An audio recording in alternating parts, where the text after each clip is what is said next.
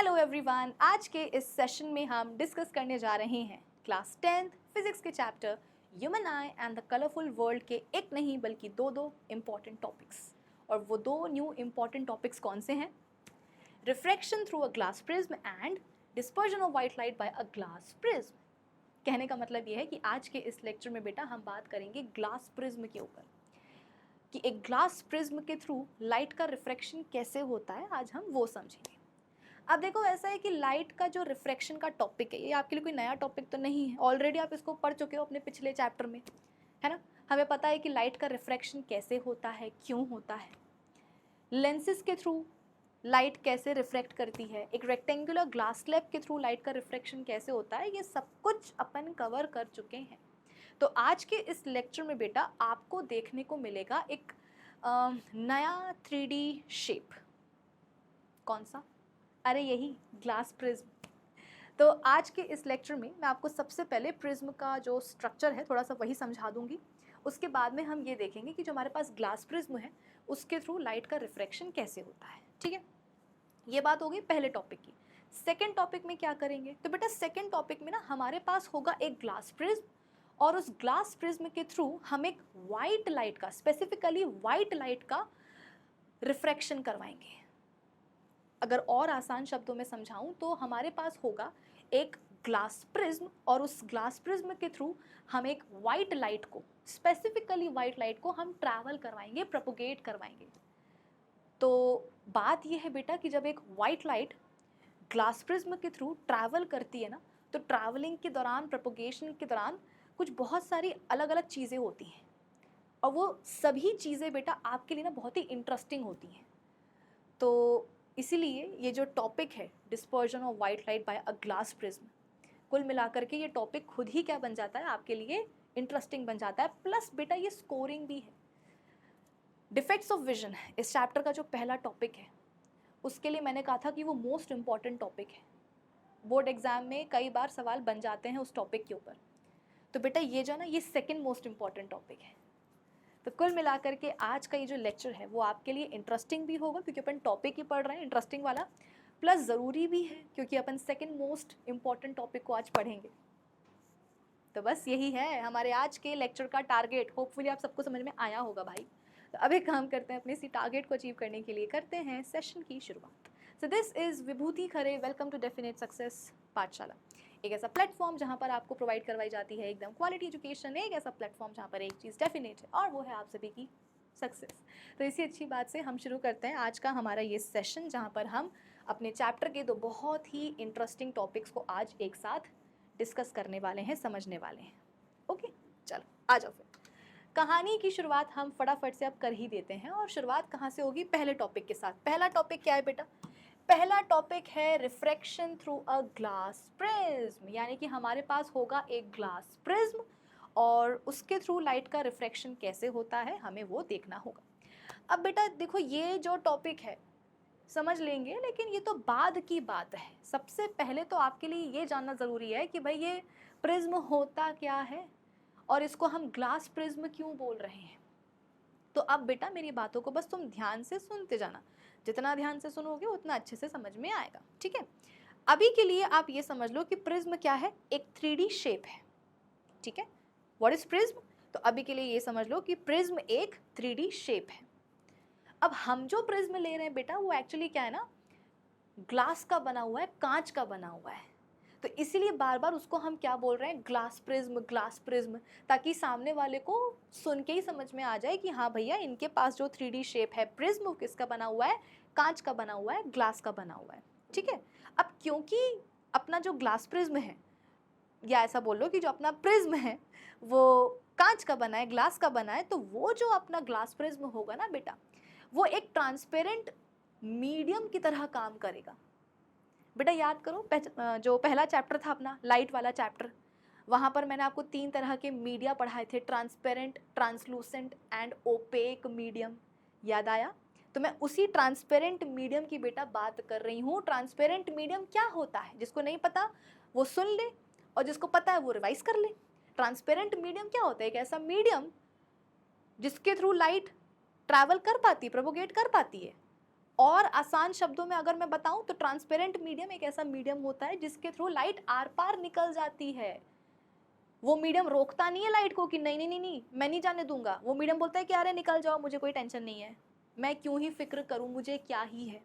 ठीक है, तो ट्रांसपेरेंट मीडियम एक ऐसा मीडियम होता है जिसके थ्रू लाइट इजीली प्रोपोगेट कर पाती है, यानी कि जिसके थ्रू लाइट आर पार निकल जाती है। इतना समझ में आ गया। तो हमारे पास जो बेटा 3D शेप है आज के इस लेक्चर में, उसको अपन ने नाम दिया है प्रिज्म। वो कांच का बना हुआ है, तो इसीलिए वो ग्लास प्रिज्म काम करेगा एक ट्रांसपेरेंट मीडियम के तौर पे, यानी कि उसके थ्रू क्या होगा बेटा, लाइट ट्रैवल कर पाएगी। कोई भी लाइट हो, चाहे वो वाइट लाइट हो, चाहे वो एक मोनोक्रोमैटिक लाइट हो। अब आप बोलोगे कि मैम ये मोनोक्रोमैटिक लाइट का मतलब क्या है? देखो, मोनो का मतलब होता है बेटा सिंगल या एक, ठीक है। क्रोमैटिक वर्ड कहाँ से आया? क्रोमा से आया। क्रोमा का मतलब क्या होता है? कलर, यानी कि एक ऐसी लाइट जो केवल एक ही कलर से बनी है। आप बोलोगे कि मैम वो ऐसे तो मतलब हर लाइट जो है वो एक ही कलर की बनती है। नहीं नहीं नहीं नहीं, ऐसा ज़रूरी नहीं है। अगर आपने इस चैप्टर का पहला लेक्चर लगाया होगा तो मैंने वहाँ पर आपको एक हिंट दिया था कि जो वाइट लाइट होती है, हमें लगता है ना, वाइट लाइट को देख करके ऐसा लगता है कि ये जो लाइट है ये केवल एक ही कलर की बनी है। कौन सा कलर? White colour. जबकि ऐसा होता नहीं है। वाइट लाइट जो है बेटा वो बहुत सारे कॉम्पोनेंट कलर्स की बनी होती है, और वो जब कलर्स कंबाइन होते हैं तो उनके कॉम्बिनेशन से हमको एक वाइट कलर की लाइट देखने को मिलती है। ठीक है, तो ज़रूरी नहीं है कि तुम्हें जितनी भी लाइट दिख रही हैं वो सारी की सारी मोनोक्रोमैटिक लाइट ही हो बेटा। मोनोक्रोमैटिक लाइट का मतलब क्या है कि एक ऐसी लाइट जो केवल एक ही कलर से बनती है। आई बात समझ में? तो मैं क्या बता रही थी? हाँ, मैं बता रही थी प्रिज्म के बारे में कि तो प्रिज्म जो है अपना वो कांच का बना हुआ है, तो वो जो अपना ग्लास प्रिज्म होगा ना, वो काम करेगा एक ट्रांसपेरेंट मीडियम के तौर पे, यानी कि उसके थ्रू जो मोनोक्रोमैटिक लाइट है वो आर पार निकल जाएगी। ठीक है, और आर पार कैसे निकलेगी? जाहिर सी बात है बेटा, रिफ्रैक्शन होगा, और उस रिफ्रैक्शन को आज मैं आपको समझा दूंगी। ठीक है, लेकिन हाँ, अब थोड़ा सा अपन बात करते हैं प्रिज्म के ऊपर कि प्रिज्म क्या है। तो देखो बेटा, प्रिज्म जो है जैसा कि मैंने बताया कि एक 3D शेप है, ठीक है, और इसके स्ट्रक्चर में ना, इसके स्ट्रक्चर में आपको 5 फेसेस देखने को मिलेंगे। ग्लास प्रिज्म के स्ट्रक्चर में आपको 5 फेसेस देखने को मिलेंगे। 5 में से 3 होते हैं रेक्टेंगुलर फेसेस और 2 होते हैं ट्रायंगुलर फेसेस। आई बात समझ में? 5 फेसेस होते हैं बेटा एक प्रिज्म में। अब क्योंकि अपन कांच का बना हुआ प्रिज्म ले रहे हैं, इसलिए अपन बार बार क्या बोल रहे हैं? ग्लास प्रिज्म बोल रहे हैं। ठीक है, तो बेटा एक प्रिज्म में, एक ग्लास प्रिज्म में आपको देखने को मिलेंगे, उसके स्ट्रक्चर में आपको देखने को मिलेंगे 5 फेसेस। 5 में से 2 होते हैं ट्रायंगुलर और 3 होते हैं रेक्टेंगुलर। रेक्टेंगुलर का मतलब पता है ना बेटा, ट्रायंगुलर का मतलब पता है ना, ये शेप मैंने आपको बता दी है। ठीक है, अब यहाँ पर जो आपको एक पिक्चर दिख रही है बेटा, ये पता है किसकी है? ये ग्लास प्रिज्म की ही है। और अब आप खुद देखो कि इसके स्ट्रक्चर में आपको ये 5 फेसेस देखने को मिल रहे हैं कि नहीं मिल रहे हैं। देखो इधर आओ, बताती हूं मैं तुमको। ये पहला ट्रायंगुलर फेस देखने को मिल रहा होगा, ठीक है, ये दिख रहा है कि नहीं दिख रहा? ये हो गया अपना पहला ट्रायंगुलर फेस, ठीक है, ये वाला, ये वाला। दूसरा ये इसके पीछे, मतलब ऐसा बोल लो कि बिल्कुल आगे पीछे है, कि जैसे ये क्या है, ये वाला ट्रायंगुलर फेस, तो इसके जस्ट पीछे क्या है? दूसरा वाला ट्रायंगुलर फेस, ये वाला, एक ये वाला। कोई ऐसा बच्चा जो बोले कि मैम हमको तो प्रिज्म के स्ट्रक्चर में ट्रायंगुलर फेसेस दिख ही नहीं रहे हैं। अरे कैसे नहीं दिख रहे बेटा? चश्मा लगाओ।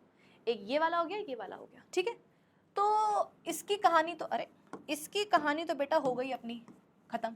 ठीक है, अब अपन बात करते हैं 3 रेक्टेंगुलर फेसेस के ऊपर। आ जाओ मैं तुमको दिखाती हूँ बेटा। एक रेक्टेंगुलर फेस अलग कलर से बना दूँ ताकि तुम्हें समझ में आए, डिफ्रेंशिएट तुम कर पाओ। ये हो गया एक रेक्टेंगुलर फेस, ठीक है, ये हो गया एक रेक्टेंगुलर फेस। ये देखो, ये दिख रहा है बेटा, ये हो गया एक रेक्टेंगुलर फेस। दूसरा कहाँ है? दूसरा देखो नीचे है, ये देखो, दूसरा यहाँ नीचे है, ये देखो, बिल्कुल बेडशीट की तरह जो है, चटाई के जैसे फैला हुआ है बिल्कुल ही, ये देखो, ये दिख रहा है, ये हो गया दूसरा रेक्टेंगुलर फेस।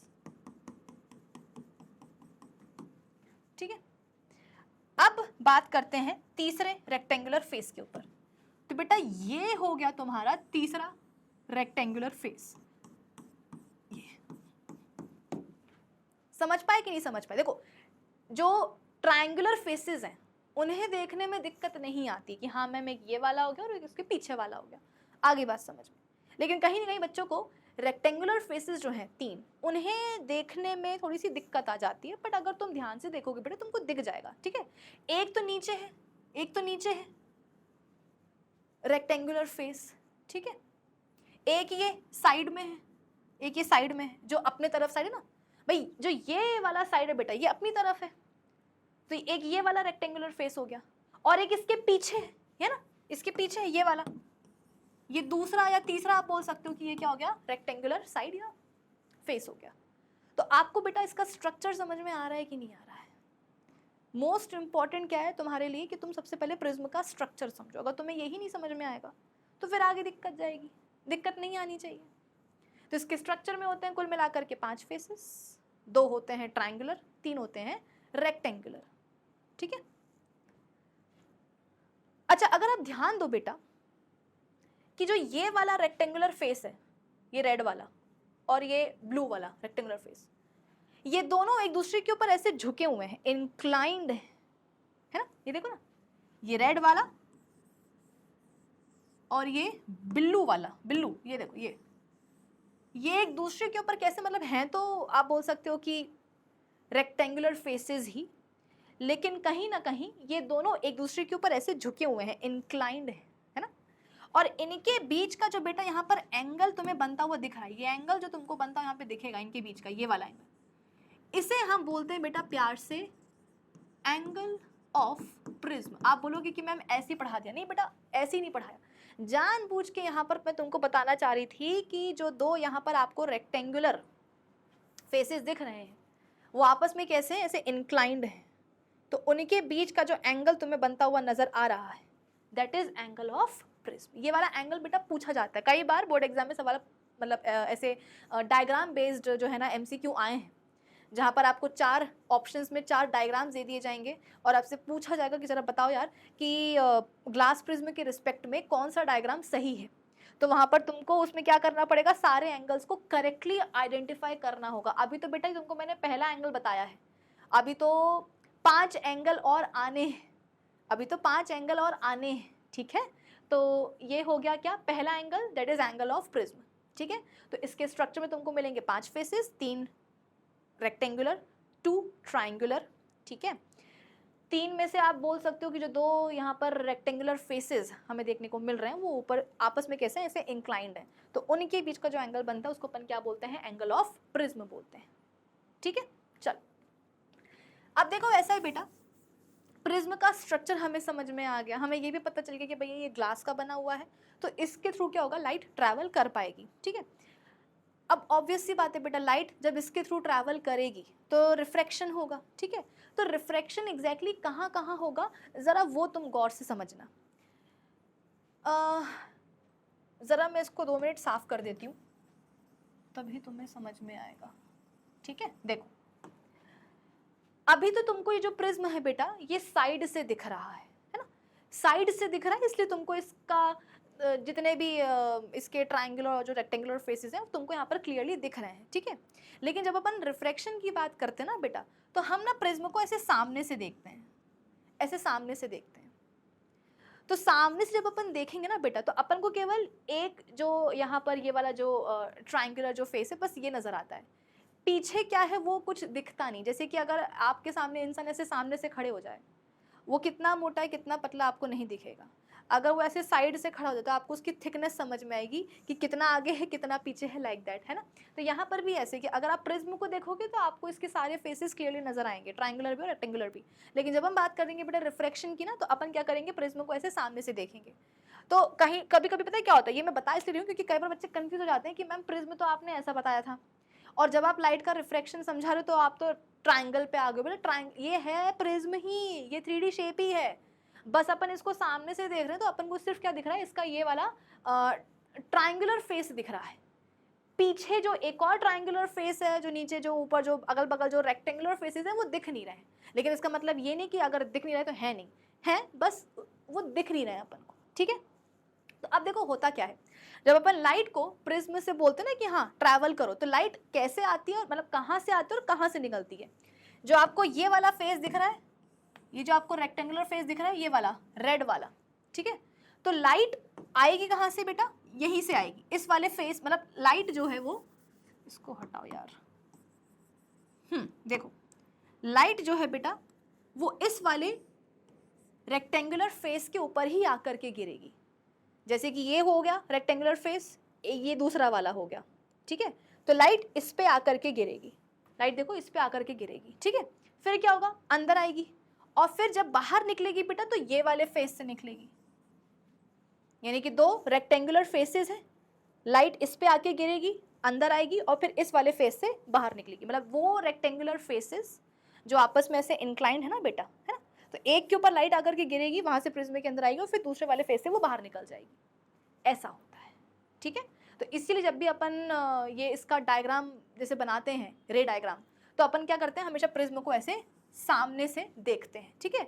यहाँ से लाइट आती है और यहाँ से लाइट निकल जाती है। आप बोलोगे कि मैम फिर आप वही ट्रायंगल पे आ गए, बेटा ट्रायंगल नहीं है ये तो सिर्फ क्या है, एक ट्रायंगुलर फेस है हमारे प्रिज्म का, जो आपको ऐसे सामने से दिख रहा है।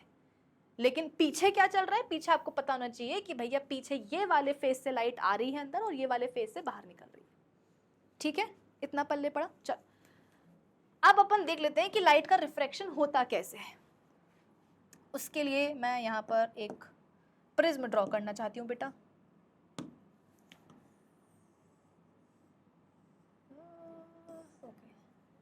ये हो गया अपना प्रिज्म, ठीक है। चलो अब अपन एक लाइट ले लेते हैं, कौन सा, मोनोक्रोमैटिक लाइट बेटा, है ना। अभी अपन वाइट लाइट की बात नहीं करेंगे। सबसे पहले तो तुम ये देखो कि एक मोनोक्रोमैटिक लाइट जब प्रिज्म के अंदर जाती है, बाहर निकलती है ना, ये वाले रेक्टेंगुलर फेस पे आके गिरती है, दूसरे वाले से बाहर निकलती है, तो जाहिर सी बात है बेटा दो बारी क्या होगा, रिफ्रैक्शन होगा। भाई जैसे कि अपन ने वो लेंस देखा था, अपन ने ग्लास स्लैब देखी थी, तो दोनों में क्या एक कॉमन फैक्टर था, दोनों में कॉमन फैक्टर ये था कि जब लाइट लेंस के अंदर आती है तो रिफ्रैक्शन होता है, जब वो बाहर निकलती है लेंस के तो भी डबल बार जो है रिफ्रैक्शन होता है। सिमिलरली जब लाइट रे रेक्टेंगुलर ग्लास स्लैब के अंदर आती है तो रिफ्रैक्शन होता है, और जब उसके ऑपोजिट एज से जब वो बाहर निकलती तो दोबारा क्या होता है, रिफ्रैक्शन होता है, ठीक है। तो यहाँ पर भी सेम केस होगा बेटा, जब इस रेक्टेंगुलर फेस के थ्रू लाइट प्रिज्म के अंदर आएगी तो रिफ्रैक्शन होगा, और जब इसके थ्रू बाहर निकलेगी तो डबल टाइम जो है ना वो रिफ्लेक्ट कर जाएगी, ठीक है। चलो अब यहाँ देखो, ये हो गया अपना प्रिज्म। अब लाइट आ रही है बेटा कौन सी, मोनोक्रोमैटिक लाइट, और जो रेक्टेंगुलर फेस है उसके ऊपर आकर के कुछ इस तरीके से गिर रही है, स्ट्राइक कर रही है, इंसिडेंट हो रही है, ठीक है। तो पहला हमारा फर्ज क्या बनता है कि हम पॉइंट ऑफ इंसिडेंस पे एक नॉर्मल ड्रॉ कर दें, ठीक है। पॉइंट ऑफ इंसिडेंस पे हम नॉर्मल ड्रॉ करते हैं, आ जाओ। रुको ये हो गया गलत, लाइक दिस, चलो ये हो गया अपना नॉर्मल, ठीक है। अब लाइट बेटा आ कहाँ से रही है, चाहे कोई सी भी लाइट हो, व्हाइट लाइट हो, मोनोक्रोमेटिक हो, जो भी लाइट हो, आ कहाँ से रही है, एयर से आ रही है। और 100 बार मैं बता चुकी हूँ कि अपना जो प्रिज्म है वो किसका बना हुआ है, वो बना हुआ है ग्लास का। यानी कि लाइट कहाँ से कहाँ आ रही है, एयर से ग्लास के अंदर आ रही है, बोले तो रेयरर से डेंसर मीडियम की तरफ आ रही है। अब कोई बच्चा ऐसा जो बोले कि मैम मुझे तो नहीं पता कि जब लाइट रेयरर से डेंसर मीडियम में आती है तो क्या होता है। बेटा जब लाइट रेयरर से डेंसर मीडियम में आती है ना, मतलब कम ट्रैफिक से ज़्यादा ट्रैफिक वाले जब मीडियम में लाइट आती है तो उसकी स्पीड क्या होती है बेटा, कम हो जाती है। लेकिन लाइट को अपने डेस्टिनेशन पर एग्जैक्ट टाइम पे पहुंचना है, अगर तो उसकी स्पीड कम हो जाएगी तो वो देर से पहुंचेगी। लाइट बोलेगी कि हे भगवान मैं ऐसा बर्दाश्त नहीं कर सकती, तो वो क्या करेगी बेटा, स्पीड कम होने के कारण वो एक छोटा रास्ता पकड़ेगी अपने डेस्टिनेशन पर टाइम पे पहुंचने के लिए। छोटा रास्ता पकड़ने का मतलब क्या है, वो लेगी शॉर्टकट। शॉर्टकट का मतलब क्या है कि उसकी बेंडिंग हो जाएगी towards the normal, bending towards the normal, ठीक है। नॉर्मल की तरफ क्या होगा बेटा, वो बेंड हो जाएगी। तो देखो लाइट को, अगर हम लाइट की बात करें तो लाइट कैसे रही थी, ऐसे आ रही थी, ठीक है। उसको जाना कैसे था, उसको जाना तो ऐसे था। लाइट को कोई शौक नहीं होता है बेटा अपने ओरिजिनल पाथ से डेविएट होने का, उसकी कुछ मजबूरियां आ जाती हैं, ठीक है। तो लाइट आ ऐसे रही थी, जाना उसको ऐसे था, लेकिन फिर क्या हुआ, अरे वो छोटा रास्ता पकड़ेगी ना, नॉर्मल की तरफ बेंड हो जाएगी। तो देखो नॉर्मल क्या है, नॉर्मल ये है ना, ये जो आपको व्हाइट डॉटेड लाइन दिख रही है बेटा, ये क्या है, नॉर्मल है। चलो इसको अपन नाम दे देते हैं एन डैश या एन, चलो ये अपना क्या है, ये पहला नॉर्मल है, ठीक है, क्योंकि 2 बार रिफ्लेक्शन होगा बेटा, 2 बार नॉर्मल ड्रॉ करना पड़ेगा। तो ये जो नॉर्मल है, चलो इसको हमने क्या नाम दिया है, एन नाम दिया है, ठीक है। तो ये जो आपको व्हाइट डॉटेड लाइन दिख रही है बेटा, ये क्या है, नॉर्मल है। तो इसके तरफ क्या होगा बेटा, लाइट बेंड कर जाएगी, ये देखो इसके तरफ लाइट बेंड कर जाएगी। लाइट को जाना ऐसे था, स्पीड कम हो गई, शॉर्टकट लेगी, कैसे, नॉर्मल के तरफ बेंड हो जाएगी, ये नॉर्मल है ना, तो इसकी तरफ बेंड हो जाएगी, ठीक है। तो ये पहली बारी क्या हुआ है बेटा, एक रेक्टेंगुलर फेस पर लाइट का रिफ्रैक्शन हुआ है, ठीक है। अब लाइट का रिफ्रैक्शन हुआ है तो आ जाओ सारे अपन एंगल्स जो है वो मार्क कर लेते हैं। जैसे कि पहला जो एंगल तुमको मैंने बताया था वो ये है, एंगल ऑफ प्रिज्म, जिसको कि अपन कैपिटल ए से डिनोट करते हैं, ठीक है। इंसिडेंट रे और नॉर्मल के बीच का angle, that is angle of incidence, ठीक है। ये क्या है, रिफ्रैक्टेड रे है, तो नॉर्मल और रिफ्रैक्टेड रे के बीच का जो एंगल है, नॉर्मल और रिफ्रैक्टेड रे के बीच का जो एंगल, इसको अपन क्या बोलेंगे, एंगल ऑफ रिफ्रैक्शन, ठीक है। तो ये 3 एंगल्स हो गए, कोई दिक्कत तो नहीं। चलो अब ये जो लाइट है बेटा, ये आगे बढ़ी है, आगे बढ़ गई, और प्रिज्म का जो दूसरा रेक्टेंगुलर फेस है, ये वाला, अरे ये वाला, ठीक है, इससे वो बाहर निकलेगी। तो अब तुम खुद बताओ बेटा, जब लाइट प्रिज्म के अंदर ट्रैवल कर रही थी तो वो कौन सी मीडियम में थी, आप बोलोगे कि मैम प्रिज्म ग्लास का बना है, तो वो ग्लास मीडियम में क्या कर रही थी, ट्रैवल कर रही थी।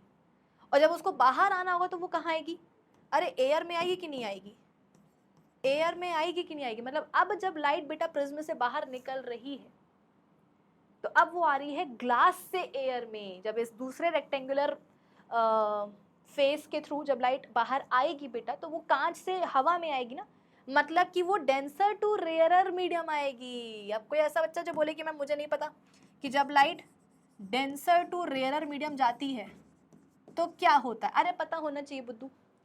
कब नहीं पता, क्यों नहीं पता, अभी तक क्यों नहीं पता। देखो डेंसर मतलब ज्यादा ट्रैफिक वाला मीडियम, रेयर मतलब कम ट्रैफिक वाला मीडियम। तो जब लाइट ज्यादा ट्रैफिक वाले मीडियम से कम ट्रैफिक वाले मीडियम में आएगी तो क्या होगा, अरे उसकी स्पीड बढ़ जाएगी कि नहीं बढ़ जाएगी।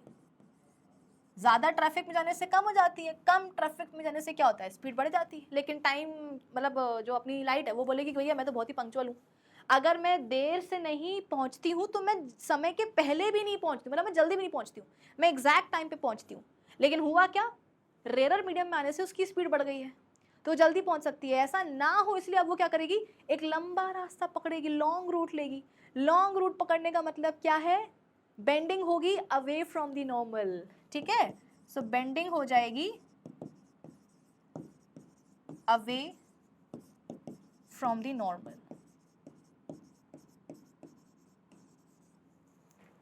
ठीक है। तो देखो यहां पर लाइट आ रही है बेटा, यहां पर लाइट आ रही है, सबको दिख रही, नहीं दिख रही, तो इस रेक्टेंगुलर फेस के ऊपर आकर के गिर रही है, ठीक है। मतलब कि ये समझ लो कि यहां पर हो गया पहला रिफ्रैक्शन, ऐसे मैं लिख दूं एरो मार्क करके कि ये हो गया आपका फर्स्ट, आपका नहीं मतलब लाइट का फर्स्ट रिफ्रैक्शन। और यहां पर क्या होगा बेटा, यहां पे होगा लाइट का सेकेंड रिफ्रैक्शन, ठीक है। तो हम ये बोल सकते हैं कि ये सेकेंड रिफ्रैक्शन की क्या बन गई है, ये सेकेंड रिफ्रैक्शन की इंसिडेंट रे बन गई है ना भाई। जो फर्स्ट आपका रिफ्रैक्शन है उसकी जो रिफ्रैक्टेड रे है वही तो दूसरे फेस के ऊपर आकर के गिर रही है ना बेटा, तो वो क्या बन गई है, वो सेकेंड रिफ्रैक्शन की इंसिडेंट रे बन गई है, ठीक है। अब पॉइंट ऑफ इंसिडेंस में हम क्या करेंगे, कायदे से नॉर्मल जो है ड्रॉ कर देंगे। ये लो, ये मैंने ड्रॉ कर दिया है नॉर्मल कुछ इस तरीके से, ठीक है। और इस नॉर्मल को हम नाम दे देते हैं एन डैश। इसका एन था और इसका क्या हो गया है, एन डैश हो गया है, ठीक है। अब मान लो बेटा, मान लो कि ये जो अपना ये जो प्रिज्म है, ठीक है, इस प्रिज्म का अगर ये वाला रेक्टेंगुलर फेस लाइट के रास्ते में अगर नहीं आया होता, भाई एक बार जो है प्रिज्म का जो एक रेक्टेंगुलर फेस है वो लाइट के रास्ते में आ गया, तो लाइट को तो जाना ऐसे था, लेकिन क्या हुआ, फिर बेंडिंग हो गई, रिफ्रैक्शन हो गया।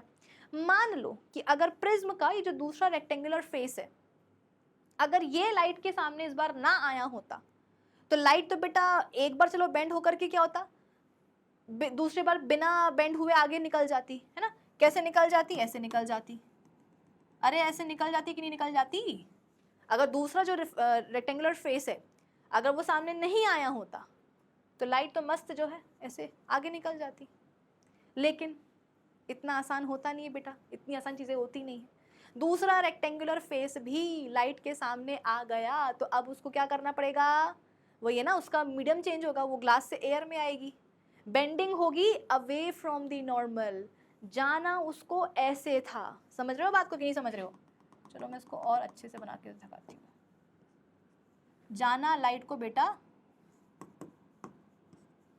ऐसे था, लेकिन अब क्या होगा, क्योंकि उसका मीडियम बदल गया, अब वो ग्लास से एयर में आ रही है, डेंसर टू रेयर मीडियम आ रही है, स्पीड बढ़ रही है, लॉन्ग रूट लेगी, लंबा रास्ता पकड़ेगी, बोले तो नॉर्मल से दूर जा करके बेंड होगी। तो बेटा अब देखो, अब आपको लाइट की बेंडिंग कैसी नजर आएगी, अब आपको लाइट की बेंडिंग नजर आएगी कुछ इस तरीके से। ये हटा दूं, हाँ अब देखो, ये आपको बेंडिंग एक बार फिर से देखने को मिलेगी। बेटा नॉर्मल ये है ना, नॉर्मल ये सेकेंड रिफ्रैक्शन का नॉर्मल, ठीक है। तो लाइट को जाना ऐसे था, लाइट आ ऐसे रही थी और उसको जाना ऐसे था, लेकिन वही मीडियम बदल गया, डेंसर टू रेयरर, स्पीड बढ़ गई, लंबा रास्ता पकड़ने के लिए लाइट ने क्या करा, नॉर्मल से दूर जा करके बेंड हो गई। देखा ना, लाइट का आप बोल सकते हो कि जो ओरिजिनल पाथ है वो एक्चुअली यही था, लेकिन अब वो नॉर्मल से दूर जा करके बेंड होगी। तो ये नॉर्मल है, ये लाइट का ओरिजिनल पाथ है, उससे नॉर्मल से ये दूर जाकर के बेंड होकर के निकल गई, ठीक है। तो ये हो गया क्या, लाइट का सेकेंड रिफ्रैक्शन। और सेकेंड रिफ्रैक्शन से बेटा जो लाइट आपको प्रिज्म से बाहर निकलती हुई दिख रही है, सेकेंड रिफ्रैक्शन के बाद जो लाइट आपको ग्लास प्रिज्म से इमर्ज होते हुए दिख रही है, उस लाइट रे को हम क्या नाम देते हैं, इमर्जेंट रे। जो लाइट इंसिडेंट हो रही है, इंसिडेंट रे, जो रिफ्रैक्शन के बाद निकली, रिफ्रैक्टेड रे, और वो लाइट रे जो प्रिज्म से इमर्ज होते हुए आपको नजर आ रही है, दैट इज इमर्जेंट रे। एक्चुअली बेटा क्या है, ये जो इमर्जेंट रे है ना, ये है तो रिफ्रैक्टेड ही रे सेकेंड रिफ्रैक्शन की, जैसे कि ये फर्स्ट रिफ्रैक्शन की रिफ्रैक्टेड रे थी, जो सेकेंड रिफ्रैक्शन की वो बन गई थी इंसिडेंट रे, है ना। तो कायदे से देखा जाए तो ये जो सेकेंड रिफ्रैक्शन है ना बेटा, इसी की क्या है, रिफ्रैक्टेड रे है, लेकिन क्योंकि ये रे प्रिज्म से बाहर निकलती हुई नजर आ रही है, इसलिए अपन उसको क्या बोल देते हैं, इमर्जेंट रे बोल देते हैं। क्या बोल देते हैं बेटा, इमर्जेंट रे बोल देते हैं। सो दिस इज इमर्जेंट रे। इमर्जेंट रे, ये रे का नाम अपन ने पहले भी सुना है। कहाँ सुना है, जब अपन बात कर रहे थे किसकी, रेक्टेंगुलर ग्लास स्लैब की, तो वहां पर भी तो अपन ने इमर्जेंट रे के बारे में पढ़ा था कि नहीं पढ़ा था। तो बस यहाँ से भी क्या हो रहा है, प्रिज्म से बाहर निकल रही है, तो क्या नाम अपन इसको दे देते हैं, इमर्जेंट रे। जैसे कि इंसिडेंट रे और नॉर्मल के बीच का एंगल कहलाता है एंगल ऑफ इंसिडेंस, रिफ्रैक्टेड रे और नॉर्मल के बीच का एंगल कहलाता है एंगल ऑफ रिफ्रैक्शन। ठीक वैसे ही इमर्जेंट रे और नॉर्मल के बीच का जो एंगल है, ये नॉर्मल और इमर्जेंट रे के बीच का जो एंगल है बेटा, उसको अपन बोलते हैं एंगल ऑफ इमर्जेंस। क्या बोलते हैं, एंगल ऑफ इमर्जेंस को अपन डिनोट करते हैं ऐसे, एंगल ऑफ इमर्जेंस। आई बात समझ में? तो यहाँ पर अपने 5-6 कुछ एंगल्स हुए कि नहीं हुए। पहला तो ये हो गया एंगल ऑफ प्रिज्म, ठीक है। फिर ये हो गया एंगल ऑफ इंसिडेंस, पहले रिफ्रैक्शन का एंगल ऑफ इंसिडेंस। तो बेटा काम करते हैं ना, इसको अपन I1 बोल देते हैं, I1 क्यों, क्योंकि ये पहले रिफ्रैक्शन का एंगल ऑफ इंसिडेंस है, ठीक है। ये हो गया एंगल ऑफ रिफ्रैक्शन, 3 हो गए। ये वाले एंगल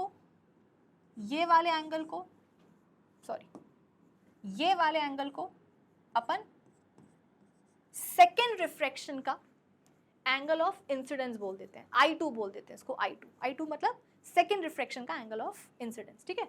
इंसिडेंट रे और नॉर्मल के बीच में बन रहा है, ठीक है। और ये क्या हो जाएगा, मतलब ये हो गया 1 2 3 4 और ये 5 कौन सा एंगल हो गया, एंगल ऑफ इमरजेंस जो इमरजेंट रे और नॉर्मल के बीच का बन रहा है, ठीक है। अब एक दो खास बातें और हैं बेटा, फिर अपने टॉपिक हो जाएगा। पहली खास बात कि अगर आप जो इंसिडेंट रे थी ये वाली, अगर आप इसके ओरिजिनल पाथ को एक्सटेंड करो, मतलब कि जो अपनी इंसिडेंट रे थी उसको जाना कैसे था, उसको जाना कुछ इस तरीके से था। जो अपनी लाइट रे थी ना बेटा, जो अपनी लाइट रे थी वो आ ऐसे रही थी, जाना उसको वैसी था। भाई लाइट को कोई शौक तो होता नहीं अपने पाथ को बार बार जो है ना बदलने का। तो जो अपनी लाइट रे है बेटा, जो अपनी लाइट रे है इंसिडेंट या सिंपल लाइट रे बोल दो, उसका ओरिजिनल पाथ तो यही था, उसको एकदम सीधे सीधे सीधे सीधे जाना था। बट क्या हुआ, प्रिज्म के अंदर आ गई तो 2 बार रिफ्रैक्शन खा करके देखो, जा ऐसे रही है, जाना ऐसे था लेकिन जा देखो वैसे रही है। तो अगर हम इंसिडेंट रे के ओरिजिनल पाथ को थोड़ा सा एक्सटेंड कर दें, ठीक है, इंसिडेंट रे के यदि ओरिजिनल पाथ को थोड़ा सा एक्सटेंड कर दें आगे की तरफ, और ये जो इमरजेंट रे है, ये जो इमरजेंट रे है इसको जरा अपन बेटा पीछे की तरफ एक्सटेंड करें। एक काम करते हैं, इमरजेंट रे का जो कलर है वो मैं थोड़ा अलग बना देती हूँ ताकि आप उसको डिफ्रेंशिएट कर पाओ, ठीक है। चलो अब यहाँ देखो, अगर आप इस इमरजेंट रे को थोड़ा पीछे की तरफ एक्सटेंड करो, ये देखो क्या करा मैंने, या डॉट छोड़ो, कुछ ज्यादा ही डॉट डॉट हो रहा है। अब देखो क्या किया हमने, यहाँ पे हमने सिर्फ 2 चीजें करी हैं। इंसिडेंट रे के ओरिजिनल पाथ को थोड़ा सा आगे की तरफ एक्सटेंड कर दिया, और जो इमरजेंट रे है उसको हमने थोड़ा पीछे की तरफ एक्सटेंड कर दिया। तो हमने क्या देखा, भाई इनके बीच में तो एंगल ही बन गया। लो बोलो, हम तो बस मजाक मजाक में क्या कर रहे थे, चढ़ा रहे थे लाइट रे को कि बेटा लाइट रे तुम्हारा जो ओरिजिनल पाथ है वो तो ये था, लेकिन तुम प्रिज्म में अंदर आई बाहर निकली तो तुम अब जा ऐसे रही हो। तो हमने उसके ओरिजिनल पाथ को आगे एक्सटेंड करके उसको चढ़ाया, और जो इमरजेंट रे है उसको हमने थोड़ा सा पीछे की तरफ क्या करा, एक्सटेंड करा। तो हमने क्या देखा, भाई इनके बीच में तो एक एंगल बन गया। और ये एंगल क्या बता रहा है, ये एंगल हमको ये बता रहा है कि भैया इतने एंगल से लाइट रे क्या हुई है, डेविएट हुई है। भाई डेविएशन तो हुआ है। कोई ऐसा बच्चा जो बोले कि मैम डेविएशन तो कब हुआ, हमें तो पता नहीं चला। अरे यार बार बार मैं बोल रही हूँ कि लाइट रे को जाना ऐसे था बेटा, लेकिन रास्ते में प्रिज्म आ गया, तो प्रिज्म के अंदर आई तो रिफ्रैक्शन हुआ, जब बाहर निकली तो दूसरी बार रिफ्रैक्शन हुआ, और 2 बार ही रिफ्रैक्शन खाने के बाद अब जरा देखो लाइट कहाँ जा रही है, लाइट जा रही है यहाँ, जाना ऐसे था जा यहाँ रही है। तो कितने एंगल से क्या हुआ है बेटा, ये डेविएशन हुआ है, कितना एंगल खा करके डेविएट हुई है। तो ये बताने के लिए अपन ने क्या करा, इंसिडेंट रे के नॉर्मल पाथ को अपन ने, ओरिजिनल पाथ को अपन ने आगे की तरफ एक्सटेंड करवा दिया, इमरजेंट रे को अपन ने पीछे की तरफ क्या करा, एक्सटेंड करवाया। और दोनों ही एक्सटेंडेड रेज के बीच में ये जो एंगल बना है बेटा, ये ही एंगल हमको बताता है कि लाइट रे कितना एंगल खा करके डेविएट हुई है। डेविएट होने का मतलब क्या है, सॉर्ट ऑफ शिफ्ट है ना, कि कितना कितने एंगल से ये अपने पाथ से भटकी है, शिफ्ट हुई है। And that angle is known as angle of deviation।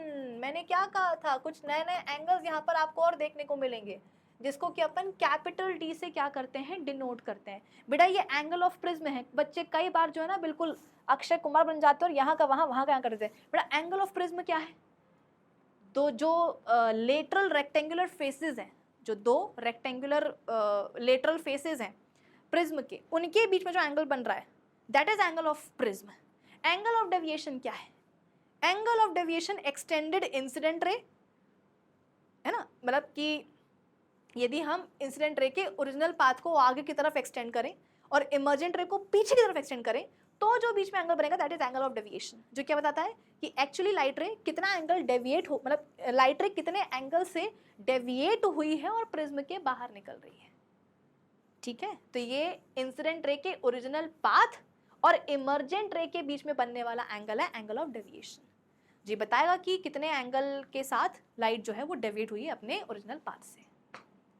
So this is all about beta angle of, sorry, this is all about light का refraction through a glass prism, कि ग्लास प्रिज्म के through light का refraction कैसे होता है, ऐसे ही होता है। ठीक है, ये हो गई एक जरूरी बात। अच्छा, दूसरी जरूरी बात जो मैं आपको बताना चाह रही थी, बेटा ये जो प्रिज्म है ना, प्रिज्म, इसका आपको ये बेस दिख रहा होगा, ये क्या है, प्रिज्म का बेस है। ठीक है, तो प्रिज्म की टेंडेंसी होती है बेटा कि वो जब भी लाइट को अपने थ्रू ट्रैवल करवाता है और जब वो लाइट बाहर निकलती है तो वो उसको जो है अपने बेस की तरफ क्या करता है बेटा, झुकवाने की कोशिश करता है। तुम खुद देखो ना, लाइट तो मस्त ऐसे ऊपर ऊपर ऊपर ऊपर करके निकल रही थी, उसको प्रिज्म के बेस से कोई मतलब ही नहीं था, लेकिन क्योंकि लाइट प्रिज्म के अंदर गई, बाहर निकली, तो प्रिज्म ने क्या करा, प्रिज्म ने लाइट को मजबूर कर दिया कि वो उसके बेस की तरफ क्या हो जाए, डायरेक्ट हो जाए। जाना ऐसे था लेकिन अब देखो कैसे जा रही है, ऐसे ऐसे, मतलब कि प्रिज्म के बेस की तरफ डायरेक्टेड है। ये प्रिज्म की टेंडेंसी होती है कि वो ऐसे ही करता है। ये तो एक लाइट हो गई, तुम कितनी भी लाइट रेस को जो ना बेटा पास करवाओगे ना प्रिज्म से, लाइट प्रिज्म जो है वो सारी की सारी लाइट रेस को मजबूर कर देगा कि वो उसकी बेस की तरफ ही क्या हो, डायरेक्टेड हो। जैसे कि घर में कुछ नहीं, जैसे शादी वगैरह का कुछ फंक्शन है, ठीक है, तो कुछ होते हैं ऐसे रिश्तेदार जिनको अगर तुम पैर ना छुओ तो वो एकदम नाराज होकर बैठ जाते हैं कि हमारे तो किसी ने पैर ही नहीं छुए, हमें तो किसी ने इज्जत ही नहीं दी कि हमारे पहले पैर छुओ, भले ही तुम्हारी शादी है आज लेकिन तुम पहले हमारे पैर छुओ, है ना। तो ये प्रिज्म बिल्कुल बेटा ऐसा ही होता है, एकदम नाराज फूफा जी कि मेरे बेस की तरफ अगर लाइट रे डायरेक्ट नहीं हुई, मेरे अगर किसी ने बेस को आकर के नहीं टच किया तो मैं नाराज हो जाऊंगा। तो हर लाइट रे को बेटा ये क्या करता है, प्रिज्म अपने बेस की तरफ डायरेक्ट करवा लेता है। ये हो गई दूसरी खास बात, एंगल ऑफ डेविएशन हो गई पहली खास बात, और बेस की तरफ डायरेक्टेड होती है लाइट रेज, ये हो गई दूसरी खास बात। बस इतना ही है क्या बेटा इस टॉपिक में आपको पढ़ने के लिए जरूरी, पूरा पढ़ा दिया है, आई होप आपको समझ में आ गया होगा। ठीक है, और ये सारे एंगल्स बेटा आपको पता होना चाहिए, angle of prism, incident, first angle of incidence, angle of refraction, second angle of incidence, angle of emergence, ठीक है, और ये एंगल ऑफ डेविएशन। ठीक है, अच्छा अगर आपको याद हो तो जब अपन उसकी बात करते थे ना रेक्टेंगुलर ग्लास स्लैब की, तो वहां पर हमने देखा था जैसे कि रेक्टेंगुलर ग्लास स्लैब है, लाइट रे ऐसी आ रही है, ठीक है, यहाँ पर नॉर्मल की तरफ डायरेक्ट हो जाएगी, फिर जब ऐसे बाहर निकलेगी तो अवे फ्रॉम द नॉर्मल क्या होगा, बेंड हो जाएगी। ठीक है, तो यहाँ पर हमने देखा था कि जो इंसिडेंट रे का ओरिजिनल पाथ होता है और ये जो इमर्जेंट रे होती है ये आपस में पैरेलल होती है ना, इनके बीच में क्या बनता था बेटा, लेटरल डिस्प्लेसमेंट, याद आया। तो रेक्टेंगुलर ग्लास स्लैब में हमने देखा था कि इमर्जेंट रे और इंसिडेंट रे ये आपस में पैरेलल होती थी, तो एक लेटरल डिस्प्लेसमेंट जो है आपको बेटा लाइट के पाथ में देखने को मिलता था। यहाँ पर नहीं हो रहा है, यहाँ पर डिस्प्लेसमेंट तो हो रहा है लेकिन वो ऐसे लेटरल डिस्प्लेसमेंट नहीं, यहाँ पर डिस्प्लेसमेंट बेटा एंगल बना करके हो रहा है कि लाइट को जाना ऐसे था लेकिन जा ऐसे रही है। यानी कि यहाँ पर जो इंसिडेंट रे है और जो इमर्जेंट रे है वो यहाँ पर पैरेलल नहीं है, यहाँ पर पैरेलल थी, यहाँ पर पैरेलल नहीं है, बकायदा इनके बीच का एंगल बन रहा है जिसको अपन क्या बोलते हैं, एंगल ऑफ डेविएशन बोलते हैं, जो हमें ये बता रहा है कि भैया इतने एंगल के साथ क्या हुए है, लाइट अपने ओरिजिनल पाथ से डेविएट हुई। जैसे कि सपोज 30 डिग्री एंगल से या 40 डिग्री एंगल से लाइट क्या हुई है, डेविएट हुई है अपने ओरिजिनल पाथ से। ठीक है, बात समझ में आ गई। चलो अच्छा, अब आप इसका रीजन भी पूछोगे कि मैम ये तो आपने बता दिया कि वहां पर पैरेलल होती है, यहाँ पर उनके बीच में एंगल बनता है, बट इसका रीजन क्या है बेटा, रीजन है इनकी ज्योमेट्री या इनका शेप। ठीक है, ये जो आपके पास स्लैब है इसमें क्या होता है कि जो इसके साइड्स होते हैं वो कैसे होते हैं, ऑपोजिट होते हैं, लेकिन प्रिज्म में ऐसा नहीं होता। यहाँ पर आप खुद देख सकते हो कि जो जिन दो लेटरल रेक्टेंगुलर फेसेस की हम बात कर रहे हैं कि एक फेस से लाइट आ रही दूसरे फेस से निकल रही है, वो दोनों रेक्टेंगुलर फेसेस कैसे हैं बेटा, आपस में ऐसे इंक्लाइंड पोजीशन पे उनके बीच में एंगल बन रहा है, तो उनका शेप ऐसा है, दोनों का ज्योमेट्री ऐसी है जिसके कारण क्या हो रहा है कि यहाँ पर इमर्जेंट रे और इंसिडेंट रे पैरेलल हो रही है और यहाँ पे इनके बीच में एंगल बन रहा है। क्लियर हुआ। चलो अब बेटा अपन बात करते हैं किसकी, सेकंड टॉपिक की। सेकंड टॉपिक क्या है, डिस्पर्जन ऑफ व्हाइट लाइट। अब सबसे पहले तो तुम ये समझो कि ये व्हाइट लाइट के डिस्पर्जन का मतलब क्या है। ठीक है, टॉपिक क्या है, डिस्पर्जन ऑफ वाइट लाइट। इसका मतलब क्या है? इसका मतलब बेटा ये है कि जब वाइट लाइट अपने 7 कंपोनेंट कलर्स में स्प्लिट हो जाती है तो उसको हम वाइट लाइट का डिस्पर्जन बोलते हैं। क्या मतलब हुआ?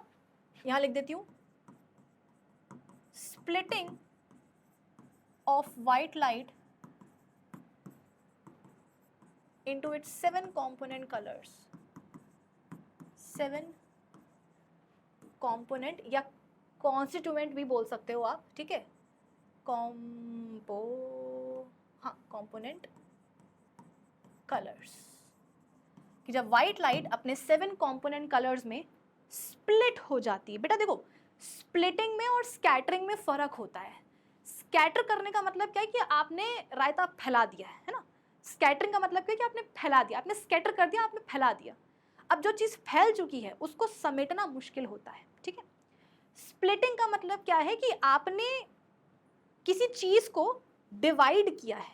जैसे कि मेरे पास एक पेपर है, उसके टुकड़े टुकड़े टुकड़े करके यदि मैं फैला दूं तो इसको अपन क्या बोलेंगे? स्कैटरिंग बोलेंगे कि मैम आपने टुकड़े करके फैला दिए, स्कैटरिंग। वहीं अगर मैं एक पेपर लूं, ठीक है, और उसकी मैं ऐसी पतली पतली स्ट्रिप्स काटूं, ऐसी पतली पतली स्ट्रिप्स काटूं, तो क्या दोबारा से इसका पेपर बन सकता है? भाई यहां पर तो मैंने क्या करा है, पेपर के पीसेस छोटे छोटे काट के फैला दिए। तो आप बोलोगे कि मैम इन छोटे छोटे पीसेस को दोबारा से जोड़ करके वो पेपर लेकर के वापस आना मुश्किल है। लेकिन मैम ये वाला टास्क इतना मुश्किल लग नहीं रहा है। क्यों? क्योंकि यहाँ पर आपने पेपर को ना पीसेस में डिवाइड किया है, स्ट्रिप्स में आपने डिवाइड किया है। अगर इन स्ट्रिप्स को वापस से हम किसी टेप या फेविकॉल से जोड़ दें तो हमारे पास दोबारा से क्या सकता है, पेपर आ सकता है। एग्जैक्टली मैं आपको ये समझाना चाह रही हूँ कि स्कैटरिंग और स्प्लिटिंग में क्या फ़र्क है। स्कैटरिंग में फ़र्क, स्कैटरिंग का मतलब ये है कि आपने परमानेंटली किसी चीज़ को फैला दिया है जिसको आप दोबारा से मतलब आप उसको रिकम्बाइन नहीं कर सकते, आप उसको दोबारा से समेट नहीं सकते हो। स्प्लिटिंग में रिकॉम्बिनेशन का स्कोप होता है कि आपने किसी चीज़ को डिवाइड तो किया है लेकिन फिर आप उसको दोबारा से कंबाइन भी कर सकते हो। रिकॉम्बिनेशन का स्कोप बेटा कहाँ होता है? स्प्लिटिंग में होता है। क्योंकि ये चीज़ तुमको मैंने इसलिए बताई है क्योंकि इसके अगला जो टॉपिक होगा उसमें अपन लाइट की स्कैटरिंग की बात करेंगे। तो आप एक जगह बोलोगे कि मैम लाइट की स्प्लिटिंग और फिर लाइट की स्कैटरिंग में क्या फ़र्क है? यही फ़र्क है बेटा कि जब अपन बात करते हैं डिस्पर्जन की तो यहाँ पर लाइट की स्प्लिटिंग होती है, यानी कि दोबारा से उन कलरफुल लाइट्स को हम क्या कर सकते हैं, कंबाइन भी कर सकते हैं, स्कोप यहाँ पर होता है। लेकिन जब अपन बात करते हैं स्कैटरिंग की तो बेटा स्कैटरिंग में क्या होता है, लाइट बिखर जाती है, और अगर लाइट बिखर ही गई है तो फिर वो उसको समेटना पॉसिबल नहीं है, ठीक है। चल, तो डिस्पर्जन में हुआ क्या, व्हाइट लाइट अपने 7 कंपोनेंट कलर्स में स्प्लिट हो जाती है। अब आप बोलोगे कि ma'am white light 7 component colours में स्प्लिट हो रही है, इसका मतलब क्या? देखो बेटा ऐसे है जैसे कि तुमको मैंने बताया था कि मोनोक्रोमैटिक लाइट होती है। मोनोक्रोमैटिक लाइट का मतलब क्या है? मोनो मतलब सिंगल, क्रोमैटिक वर्ड कहाँ से आया है? क्रोमा, क्रोमा मतलब क्या? कलर। यानी कि एक ऐसी लाइट जो केवल एक ही कलर की बनी होती है उसको अपन बोलते हैं मोनोक्रोमैटिक लाइट। लेकिन जब अपन बात करते हैं बेटा व्हाइट लाइट की तो देखने में तुमको हो सकता है कि लगे कि मैम जो व्हाइट लाइट होती है वो भी तो एक ही कलर की बनती है। क्या? व्हाइट। भाई व्हाइट लाइट जो है उसको व्हाइट लाइट क्यों बोलते हैं? क्योंकि उस लाइट का कलर ही होता है व्हाइट। तो हम सोचते हैं कि यार व्हाइट लाइट क्या है, केवल एक ही कलर की बनी है एंड दैट इज व्हाइट, जबकि ऐसा नहीं होता है। वो बनी होती है अपने 7 कंपोनेंट कलर्स की, यानी कि 7 कलरफुल लाइट्स होती हैं। बेटा मेरी बात को ध्यान से सुनना, 7 कलरफुल लाइट्स होती हैं जो कंबाइन होकर के व्हाइट लाइट बनाती हैं। हमें लगेगा कि व्हाइट लाइट जो है केवल व्हाइट कलर की बनी है, जबकि ऐसा नहीं। 7 कलरफुल, ये मैं ये क्या कर रही हूँ मैं, वेरी सॉरी बेटा, मुझे ऐसा करना चाहिए था ठीक है। तो 7 कलरफुल लाइट्स होती हैं जो मिल करके क्या करती हैं, एक व्हाइट लाइट को बनाती हैं। हजम नहीं होती है बात, लेकिन करनी पड़ेगी क्योंकि वो सच है बेटा, ये सच है। तुम्हें लगेगा नहीं देख करके कि मैम हमारे सामने से व्हाइट लाइट जा रही है लेकिन हमें तो उसके 7 कंपोनेंट कलर्स नहीं दिख रहे हैं, लेकिन प्रिज्म के अंदर जाएगी तो दिख जाए, ऐसा ये सब तुमको आज मैं समझाऊंगी, ठीक है। बस लेकिन हाँ तुम्हें ये बात माननी पड़ेगी कि मैम आप जो बोल रहे हो वो हम मान लेते हैं, समझ लेते हैं कि व्हाइट लाइट जो है वो केवल एक कलर की नहीं बनी होती है, वो 7 कलरफुल लाइट्स की बनी होती है। तभी आपको आगे की कहानी समझा पाऊंगी मैं, ठीक है। अच्छा वो 7 कंपोनेंट कलर्स क्या होते हैं?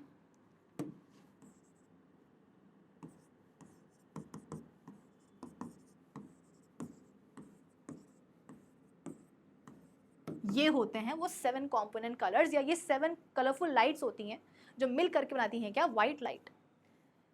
V for violet, I for indigo, B for blue, G for green, Y for yellow, O for orange and R for red। यानी कि violet, indigo, blue, yellow, green, orange and red, ये 7 colourful lights होती हैं जो मिल करके क्या करती हैं, वाइट लाइट को बनाती हैं। एक मज़ेदार बात मैं आपको बताऊं, ये जो अपनी सनलाइट होती है ना बेटा, ये भी वाइट लाइट होती है। तो क्या कभी आपने, जैसे कि मान लो कि आपके ऊपर धूप आकर के गिर रही है, आपके ऊपर सनलाइट आकर के गिर रही है, आपके ऊपर वाइट लाइट आकर के गिर रही है, तो क्या कभी आपने अपने ऊपर ये रेनबो बनता हुआ देखा है क्या, कि मैम देखो सनलाइट आकर के गिरी है, वो क्या है, वाइट लाइट है जो 7 कॉम्पोनेंट कलर्स की बनी हुई है। तो क्या आपको ये कभी कलरफुल लाइट्स आपको अपने मुंह पे गिरती हुई दिखती हैं क्या? यही तो मैं आपको समझाना चाह रही हूँ कि जब ये वाइट लाइट बेटा एयर में ट्रैवल करती है तो हमें उसके 7 कॉम्पोनेंट कलर्स नहीं दिखते हैं, या आप ये बोलो कि हम उनके 7 जो कलरफुल लाइट्स हैं उनको हम डिफ्रेंशिएट नहीं कर पाते कि हाँ देखो ये रेड है, ये ग्रीन है, वो हम नहीं कर पाते हैं। लेकिन जब ये वाइट लाइट प्रिज्म के अंदर जाती है और जब जाकर के बाहर निकलती है बेटा, तो फिर ये कलरफुल लाइट्स हमें दिखना शुरू हो जाती हैं। यही तो बात है, यही बात है जो मैं आपको समझाना चाह रही हूँ कि वाइट लाइट, अभी तक मैंने क्या बोला, वाइट लाइट बनी होती है 7 कॉम्पोनेंट कलर्स की, ठीक है। जब वो एयर में ट्रैवल करेगी वाइट लाइट, जैसे कि सनलाइट क्या है, is also a white light, तो हम उसके 7 कॉम्पोनेंट कलर्स में ऐसे डिफ्रेंसिएशन नहीं कर पाते कि हाँ देखो ये है रेड कलर की लाइट, ये है ब्लू कलर, ऐसा नहीं होता। हमें सिंपल क्या दिखती है, वाइट लाइट ही दिखती है, कलर एक ही दिखता है, दैट इज वाइट। लेकिन जब ये वाइट लाइट प्रिज्म के अंदर जाती है और जाते साथ ही क्या होता है, देखो आपको ये रेनबो कलर्स दिखने शुरू हो जाते हैं। यानी कि वो मतलब ये तो क्या होता है, उसको क्या बोलते हैं अपन, क्या बोलते हैं उसको, दोगलापन। ये तो दोगलापन हो गया वाइट लाइट का। जब एयर में ट्रैवल करेगी तो हमें उसके रेनबो कलर्स नहीं दिखते हैं, हमें उसके जो कॉम्पोनेंट कलर्स हैं 7 वो नहीं दिखते हैं। लेकिन जब प्रिज्म के अंदर जाएगी तो उसके हमें कॉम्पोनेंट कलर्स दिखने लग जाते हैं। VIBGYOR, violet, indigo, blue, green, yellow, orange, red सब देखने को मिलेगा। इनफैक्ट ये सारी की सारी जो कलरफुल लाइट्स है ना बेटा, ये प्रिज्म के दूसरे रेक्टेंगुलर फेस से फिर बाहर भी आपको निकलती हुई दिखती हैं। तो ये क्या दोगलापन हुआ यार, जब व्हाइट लाइट एयर में ट्रैवल कर रही है तब तो ये रेनबो नहीं बना रही, ये अपने कॉम्पोनेंट कलर्स जो ना नहीं शो कर रही है, और जब प्रिज्म के अंदर जाती है तो इसको क्या हो जाता है कि अपने 7 कॉम्पोनेंट कलर्स में स्प्लिट हो जाती है। क्यों हो रहा है ये, यही समझने वाली बात है। आ जाओ समझाती हूं। देखो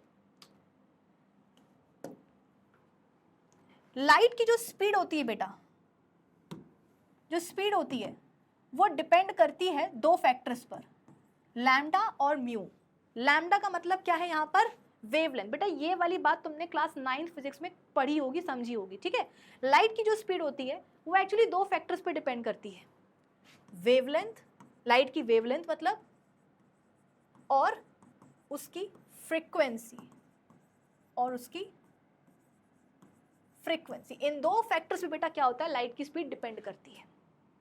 अब एक बहुत ही बेसिक सा एग्जाम्पल मैं आपको दे रही हूँ, उसे समझने की कोशिश करना। अगर तुम्हें वो समझ में आ गया ना तो फिर तुम्हारे लिए ये टॉपिक को समझना बिल्कुल भी मुश्किल नहीं होगा। जैसे मान लो बेटा, एकदम ध्यान से सुनना, ठीक है। मान लो कि मैं यहाँ पर आपके सामने ऐसे खड़ी हुई हूँ, या आप ऐसे समझ लो कि आप मुझे इस तरह इस साइड से देख रहे हो, मेरा मुझे आप साइड से देख रहे हो, ठीक है। दूसरे साइड पर, मेरे दूसरे साइड पर मेरी एक और फ्रेंड खड़ी हुई है, ठीक है, उसको भी आप साइड से ही देख रहे हो।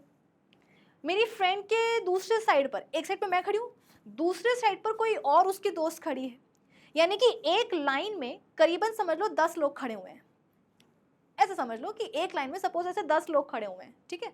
लेकिन आप इन 10 के 10 लोगों को ऐसे साइड से देख रहे हो। आप यहाँ हो और हम लोग एक लाइन में ऐसे खड़े हुए हैं, बिल्कुल ऐसे जैसे कि मैं खड़ी हूँ वैसे ही, बिल्कुल एग्जैक्टली मेरे जैसे यहाँ पर 9 लोग और खड़े हुए हैं, ठीक है। अब होगा क्या, क्योंकि आप हम लोगों को सामने से नहीं देख रहे हो, साइड से देख रहे हो, तो एग्जैक्टली आप इवैल्यूएट नहीं कर पाओगे बेटा कि मेरे बगल में एग्जैक्टली कितने लोग खड़े हुए हैं। तुम्हें शायद ये अंदाजा हो जाए कि हाँ मैम आपके बगल में शायद कोई खड़ा है, एक दो लोग खड़े हैं, लेकिन एग्जैक्टली कितने लोग खड़े हैं आप इस चीज का अंदाजा नहीं लगा सकते। क्यों? क्योंकि आप हमें साइड से देख रहे हो। सामने से देखते तो पता चल जाता, आप साइड से देख रहे हो इसलिए आप डिफ्रेंशिएट नहीं कर पा रहे हो। आपको लग रहा है कि शायद मैम अकेली खड़ी हैं, या हो सकता है कि मैम के बगल में कोई एक और कोई इंसान खड़ा है। एग्जैक्टली कितने इंसान खड़े हैं आपको नहीं पता चलेगा, ठीक है। अब सुनो क्या हुआ, हम 10 के 10 लोगों ने एक साथ जो है बेटा दौड़ना शुरू कर दिया है। हम सब के सब 10 लोगों ने एक साथ दौड़ना शुरू कर दिया, same speed same velocity. In fact जो हमारे हाथ पांव का जो मूवमेंट है बेटा वो भी क्या हो रहा है, एकदम सिंक में है। आई बात समझ में? तो हम 10 के 10 लोगों ने एक साथ दौड़ना शुरू कर दिया सेम स्पीड सेम वेलोसिटी के साथ सेम डायरेक्शन में, और हमारे हाथ पांव के जो मूवमेंट है बेटा वो भी क्या है, काफी हद तक सिंक्रोनाइज्ड तरीके से है, मतलब सिंक में है। तो जब आप हम 10 लोगों को ऐसे साइड से देखोगे ना तो आप डिफ्रेंशिएट नहीं कर पाओगे कि मैम ये हो क्या रहा है। जब आप खड़ी थी तो भी हमें ये पता नहीं लग पाया कि आपके बगल में कितने लोग और खड़े हुए हैं, लाइन में कितने लोग हैं, कुछ हमें अंदाजा नहीं हुआ। और जब आप लोगों ने दौड़ना शुरू कर दिया same speed same velocity same direction में, इतने सिंक्रोनाइज तरीके से, तो भी हमें अंदाजा नहीं लग पा रहा है कि आपके साथ लाइन में एग्जैक्टली और कितने लोग खड़े हुए हैं। क्यों बेटा, क्यों तुम ये डिफ्रेंसिएशन नहीं कर पा रहे हो, तुम क्यों इवैल्यूएट नहीं कर पा रहे हो कि मेरे साथ मेरे बगल में 9 और लोग खड़े हुए हैं, एक लाइन में टोटल 10 लोग हैं, तुम ये क्यों नहीं बता पा रहे हो?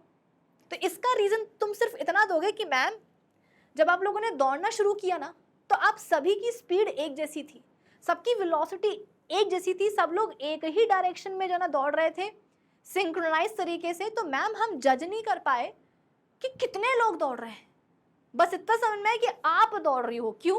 क्योंकि मैं आपके बिल्कुल सामने थी, इसलिए आपको पता चला कि हाँ मैम दौड़ रही है, लेकिन मैम के बगल में और 9 लोग दौड़ रहे हैं, इसका आपको अंदाजा ही नहीं हुआ। क्यों?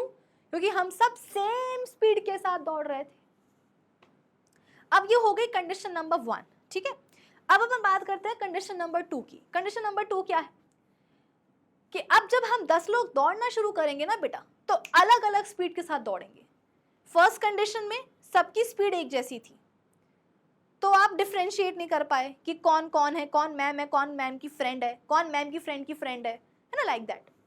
लेकिन जब हम सब डिफरेंट वेलोसिटी के साथ आप दौड़ेंगे कि सपोज मैं दौड़ रही हूँ 10 मीटर पर सेकंड की वेलोसिटी के साथ, मेरी फ्रेंड दौड़ रही है 20 मीटर पर सेकंड की वेलोसिटी के साथ, उसकी फ्रेंड दौड़ रही है 30 मीटर पर सेकंड की वेलोसिटी के साथ, कोई और है और इंसान है बगल में खड़ा हुआ जो 15 मीटर पर सेकंड की वेलोसिटी के साथ दौड़ रहा है, तो उस केस में क्या होगा, लोग अलग अलग हो जाएंगे। भाई पहले तो एक ही लाइन में सब खड़े थे, सब एक स्पीड के साथ दौड़ रहे थे, तो आप डिफ्रेंशिएट नहीं कर पाए कि कितने लोग हैं एग्जैक्टली। लेकिन फिर जैसे ही दौड़ते दौड़ते दौड़ते क्या हुआ बेटा, हमारी स्पीड अलग अलग हो गई। तो कोई जो ज्यादा स्पीड में होगा वो आगे निकल जाएगा, जो कम स्पीड में होगा वो पीछे रह जाएगा, जो बीच की स्पीड में होगा वो दोनों के बीच में कहीं पाया जाएगा। यानी कि लोग क्या हो जाएंगे बेटा, लोग जो है वो अलग अलग हो जाएंगे। कोई यहाँ मिलेगा, कोई यहाँ मिलेगा, कोई यहाँ मिलेगा, ठीक है, कोई यहाँ मिलेगा, कोई यहाँ मिलेगा। तो फिर आप पकड़ लोगे कि मैम ये तो 10 लोग दौड़ रहे हैं। तो अब आप बताओ बेटा, कंडीशन ये हो गई क्या, कंडीशन नंबर 2 ये हो गई सिचुएशन नंबर 2। इस सिचुएशन में आप कैसे जज कर पाए कि 10 लोग हैं जो मैम के साथ दौड़ रहे हैं, मैम को मिला करके? तो आपने बोला कि मैम आप सब लोग अलग अलग हो गए ना, इसलिए हमने काउंट कर लिया। अब मैं आपसे बोलूं कि बेटा हम अलग अलग कैसे हो गए, तो आप बोलोगे कि मैम क्योंकि आपकी स्पीड्स अलग अलग हो गई ना, आपकी स्पीड कुछ और थी, आपकी फ्रेंड की कुछ और थी, उसकी फ्रेंड की कुछ और थी, उसकी फ्रेंड की फ्रेंड की फ्रेंड की कुछ और थी। तो क्योंकि आप सबने दौड़ना जब शुरू किया तो अलग अलग स्पीड के साथ आपने दौड़ना शुरू करा, जिस चक्कर में आप लोग अलग हो गए, आप लोग स्प्लिट कर गए। और क्योंकि आप स्प्लिट कर गए तो फिर आप लोगों को काउंट करना और देखना और डिफरेंशिएट करना, जज करना हमारे लिए आसान हो गया। हमने पता लगा कि आप सब लोग जो ना टोटल 10 हो नंबर में। तो इन दोनों सिचुएशन में बेटा तुम्हें क्या समझ में आया कि अगर तो स्पीड एक है 10 लोगों की, यदि मोशन के दौरान उनकी स्पीड एक है, तो आप उन 10 में, मतलब उन 10 लोगों में आप डिफरेंशिएट नहीं कर पाओगे कि एग्जैक्टली कितने लोग हैं। मतलब आप ये भी नहीं बता पाओगे कि 10 है या 9 है या 8 लोग हैं। क्यों? क्योंकि सबकी स्पीड एक जैसी है। और जहां स्पीड अलग अलग हुई तो लोग स्प्लिट हो जाते हैं, और फिर ये पता करना कि हाँ भाई कौन कौन है, डिफरेंशिएट करना आसान पड़ जाता है। आई बात समझ में? ये एग्जाम्पल समझ में आया? अब बेटा यही एग्जाम्पल तुम क्या करो, व्हाइट लाइट और उसके 7 कॉम्पोनेंट कलर्स में फिट कर दो। मैंने क्या बोला, लाइट की स्पीड डिपेंड करती है लाइट की वेवलेंथ और उसकी फ्रीक्वेंसी के ऊपर। अब मेरी बात सुनो बेटा, जो अपन ने व्हाइट लाइट के 7 कंपोनेंट कलर्स पढ़े हैं ना, विबग्योर, ठीक है, ये सीक्वेंस बेटा आपको याद करना होगा। आप बोलोगे कि मैम आपने ये सीक्वेंस क्यों, आप बार बार रेड को ऊपर ले लो, ग्रीन को नीचे ले लो, ऐसा कुछ कर लो, नहीं, ये सीक्वेंस बेटा आपको एज इट इज लर्न करना होगा। और ये बेटा वर्ड ही बन जाता है। वर्ड क्या है, विबग्योर, विबग्योर, क्योंकि आपको जो कलरफुल लाइट्स हैं बेटा व्हाइट लाइट की, उनको आपको इसी सीक्वेंस में लर्न करना है। एक्चुअली इन कलरफुल लाइट्स का जो एक बैंड बनता है, जब व्हाइट लाइट प्रिज्म के अंदर जाती है और जब ये 7 कंपोनेंट कलर्स प्रिज्म के बाहर निकलते हैं, तो इनका एक बैंड बनता है और उस बैंड को ही हम क्या बोलते हैं, स्पेक्ट्रम बोलते हैं। ठीक है, तो ये सीक्वेंस कलरफुल लाइट्स का यही रहेगा, आप इस सीक्वेंस को चेंज नहीं करेंगे, ब्लू को ऊपर, रेड को बीच में, वॉयलेट को नीचे, ऐसा कुछ नहीं करोगे, ये सीक्वेंस आपको याद करना ही पड़ेगा।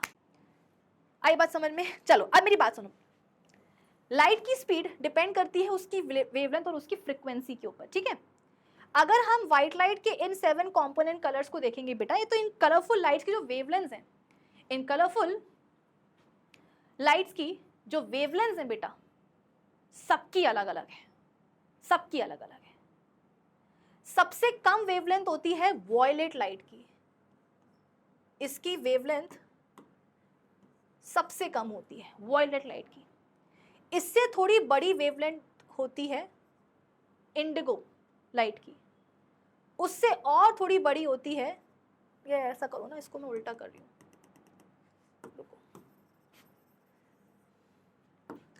अपन रेड से शुरू करते हैं। ठीक है, रेड लाइट जो होती है बेटा, इसकी वेवलेंथ जो है, कैसे बताऊं मैं, चलो ठीक है, बता देती हूँ। जब अपन वॉयलेट से रेड की तरफ आते हैं बेटा, तो सबसे ज्यादा जो बड़ी वेवलेंथ जो है वो होती है रेड लाइट की, और सबसे छोटी वेवलेंथ होती है वॉयलेट लाइट की। लाइट की स्पीड डिपेंड करती है उसकी वेवलेंथ और उसकी वेलोसिटी के ऊपर, सॉरी, उसकी वेवलेंथ और उसकी फ्रीक्वेंसी के ऊपर। जब हम वॉयलेट से रेड की तरफ आते हैं बेटा, तो वेवलेंथ जो है वो बढ़ती जाती है। वॉयलेट की वेवलेंथ सबसे कम है, इंडिगो की थोड़ी सी उससे ज़्यादा है, ब्लू की उससे भी ज़्यादा है, ग्रीन की उससे भी ज़्यादा है, येलो की उससे भी ज़्यादा है, ऑरेंज की उससे भी ज़्यादा है, और रेड की सबसे बड़ी, सबसे ज़्यादा वेवलेंथ होती है। अब ये वो कंडीशन है बेटा, जब लाइट अभी कहाँ है, व्हाइट लाइट कहाँ है, अभी एयर में है। तुम सबसे पहले ये देखो कि व्हाइट लाइट अभी कहाँ है, एयर में है। तो हमने बोला था कि भाई व्हाइट लाइट जब एयर में ट्रैवल करती है तो हमें उसके 7 कलरफुल लाइट्स नहीं देखने को मिलती हैं। क्यों नहीं मिलती हैं, वही मैं आपको एक्सप्लेन कर रही हूँ कि लाइट की जो स्पीड है वो उसकी वेवलेंथ और उसकी फ्रीक्वेंसी पे डिपेंड करती है। तो जब व्हाइट लाइट एयर में ट्रैवल करती है, तो व्हाइट लाइट की जो 7 कलरफुल लाइट्स होती हैं, इन सभी की बेटा वेवलेंथ क्या होती है, अलग अलग होती हैं, है ना, इसकी सबसे कम, इसकी सबसे ज्यादा। तो इन सबकी वेवलेंथ क्या होती है बेटा, अलग अलग होती है। अगर क्योंकि इनकी वेवलेंथ अलग अलग है, तो उस हिसाब से तो इनकी जो वेलोसिटी है, जो स्पीड है बेटा, उसको भी अलग हो जाना चाहिए। ये वो कंडीशन है जहां पर अभी व्हाइट लाइट एयर में ही ट्रैवल कर रही है। ठीक है, तो जो 7 कलरफुल लाइट्स हैं, इनकी वेवलेंथ कैसी है बेटा, इनकी वेवलेंथ सबकी अलग अलग है। सबसे ज्यादा वेवलेंथ किसकी, रेड की, सबसे कम किसकी है, वॉयलेट की। तो उस हिसाब से इन सभी कलरफुल लाइट्स की बेटा, क्योंकि वेवलेंथ अलग है, तो वेलोसिटी भी अलग हो जानी चाहिए। लेकिन ऐसा होता नहीं है। क्यों? मैंने क्या बोला, लाइट की स्पीड सिर्फ वेवलेंथ पे डिपेंड नहीं करती है, उसकी फ्रीक्वेंसी पे भी डिपेंड करती है। तो होता यह है बेटा कि जब व्हाइट लाइट एयर में ट्रैवल करती है ना, तो माना कि उसके 7 कलरफुल लाइट्स की जो वेवलेंथ हैं वो अलग अलग है, लेकिन उसके बावजूद उनकी वेलोसिटीज जो हैं वो सेम हो जाती हैं। क्यों? क्योंकि इन कलरफुल लाइट्स की जो फ्रीक्वेंसीज होती हैं वो आपस में एडजस्टमेंट करती हैं। जैसे कि कोई एक टीचर है, उसका एक लेक्चर खत्म होने वाला है, लेकिन टाइम लग रहा है। नॉर्मल आपका पीरियड लगता है 40 मिनट्स का, ठीक है, एक सब्जेक्ट का, लेकिन उनको लग रहा है 50 मिनट्स का टाइम। तो वो क्या करेंगे, जो दूसरा नेक्स्ट टीचर होगा उनसे थोड़ा सा मोल भाव करेंगे कि सर आप अपने लेक्चर में से हमें 10 मिनट दे दो, तो जो टॉपिक है वो ख़त्म हो जाए। तो यहाँ पर भी बेटा ऐसे ही हो रहा है, यहाँ पर भी ऐसे ही हो रहा है। यानी कि देखो, आपके 2 लेक्चर्स लग रहे हैं, 2 पीरियड्स लग रहे हैं, 40 मतलब कि टोटल 80 मिनट्स के, है ना, 80 मिनट्स के। लेकिन हुआ क्या कि एक टीचर ने 50 मिनट पढ़ा दिया, तो जो नेक्स्ट टीचर होगा बेटा वो केवल 30 मिनट ही पढ़ाएगा, ताकि ओवरऑल आपकी जो पढ़ाई है वो 80 मिनट्स तक ही चले, आगे ना बढ़े। तो यहाँ पर भी ऐसे ही होगा कि जो कलरफुल लाइट्स हैं इनकी जो वेवलेंथ्स हैं वो अलग अलग हैं, तो टेक्निकली इनकी वेलोसिटीज अलग हो जानी चाहिए थी, लेकिन जो फ्रीक्वेंसीज हैं इन कलरफुल लाइट्स की वो अपने अंदर एडजस्टमेंट लेकर के आती। जैसे कि ये जो दूसरा टीचर था जिसकी क्लास 40 मिनट्स ही चलनी थी, लेकिन 10 मिनट्स क्योंकि ये वाली मैडम ने ज़्यादा पढ़ा दिया था, तो इन्होंने क्या करा, एडजस्टमेंट किया। क्या कि ठीक है मैम, अगर आपने 10 मिनट एक्स्ट्रा पढ़ाया है तो अब मैं अपने लेक्चर को 30 मिनट्स में ही वाइंड अप कर दूंगी, ताकि बच्चे के ऊपर जोर ना पड़े, उसका जो टाइम है वो 80 मिनट्स का ही रहे। तो यहाँ पर बेटा जो कलरफुल लाइट्स की जो फ्रिक्वेंसीज होती है ना, वो अपने आप में एडजस्टमेंट लेकर के आती हैं, ताकि इनकी जो वेलोसिटीज हैं वो कांस्टेंट बनी रहे।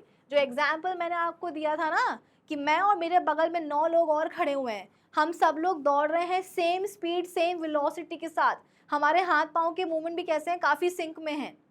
तो आप जो है जज नहीं कर पाओगे, इवेलुएट नहीं कर पाओगे कि मेरे बगल में एग्जैक्टली कितने लोग दौड़ रहे हैं। क्यों? क्योंकि हम सबकी दौड़ते दौड़ते वेलोसिटीज सेम है। ठीक वैसे ही जब व्हाइट लाइट एयर में ट्रैवल करती है बेटा, तो जो 7 कॉम्पोनेंट कलर्स होते हैं, उसकी जो 7 कलरफुल लाइट्स होती हैं, उनकी वेलोसिटीज क्या होती है, कांस्टेंट रहती है। या कांस्टेंट भी छोड़ो, इक्वल बोल दो, इक्वल बोल दो, वो ज़्यादा सही लगेगा। ठीक है, जो वेलोसिटीज हैं वो इक्वल हो जाती हैं। 7 कलरफुल लाइट्स जो होती हैं बेटा व्हाइट लाइट में, जब वो एयर में दौड़ेंगी तो उन सभी की वेलोसिटीज क्या होंगी, एक जैसी होंगी, इक्वल इक्वल होंगी। और उस चक्कर में क्या होता है कि हम डिफ्रेंशिएट नहीं कर पाते कि यार रेड लाइट है या येलो है या ग्रीन है, हमें तो लगता है कि भैया क्या है, व्हाइट लाइट ही है। क्यों? क्योंकि उसके अंदर जो 7 कलरफुल लाइट्स छुपी हुई हैं उन सब की वेलोसिटी सेम हो गई हैं, बराबर बराबर की हो गई हैं।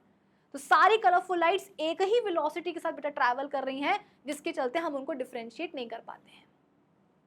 ठीक है, तो ऐसा कैसे हो पाया? क्योंकि वेवलेंथ तो अलग अलग है, तो टेक्निकली वेलोसिटी अलग अलग होनी थी, लेकिन वेलोसिटीज अलग अलग नहीं होती हैं। क्यों? क्योंकि जो फ्रीक्वेंसीज होती हैं इन कलरफुल लाइट्स की वो अपने आप को एडजस्ट कुछ इस तरीके से कर लेती हैं, है ना। इन कलरफुल लाइट्स जो फ्रीक्वेंसीज है बेटा वो आपस में एक दूसरे से कुछ इस तरीके से एडजस्टमेंट कर लेती हैं कि फिर सभी कलरफुल लाइट जो स्पीड है, जो वेलोसिटीज हैं, वो इक्वल हो जाए। आई बात समझ में?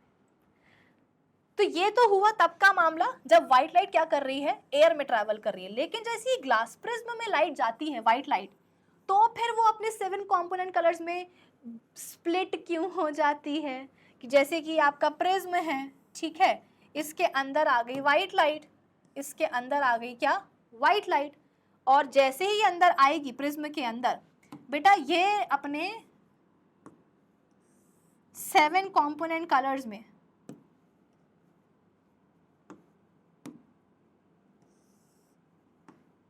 एक मिनट जरा बना लूं फिर आपको बताती हूँ मैं। ये हो गया वॉयलेट, ये हो गया Indigo, blue, green, yellow, orange कहाँ मिलेगा,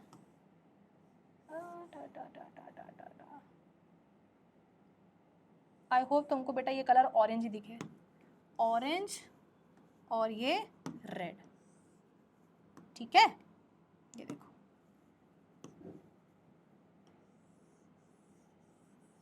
कुछ इस तरीके से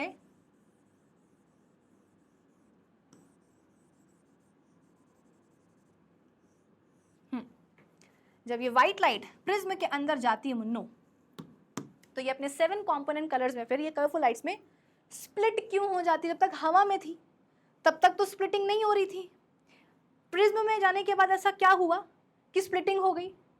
जब तक व्हाइट लाइट एयर में ट्रैवल कर रही थी तब तक तो हम उसकी जो कलरफुल लाइट्स थी उनके बीच में हम डिफ्रेंसिएशन कर ही नहीं पा रहे थे, हम डिफरेंस देख ही नहीं पा रहे थे कि ब्लू है इंडिगो है, हमें तो पूरी की पूरी सिर्फ क्या दिख रही थी, व्हाइट लाइट ही दिख रही थी। क्यों?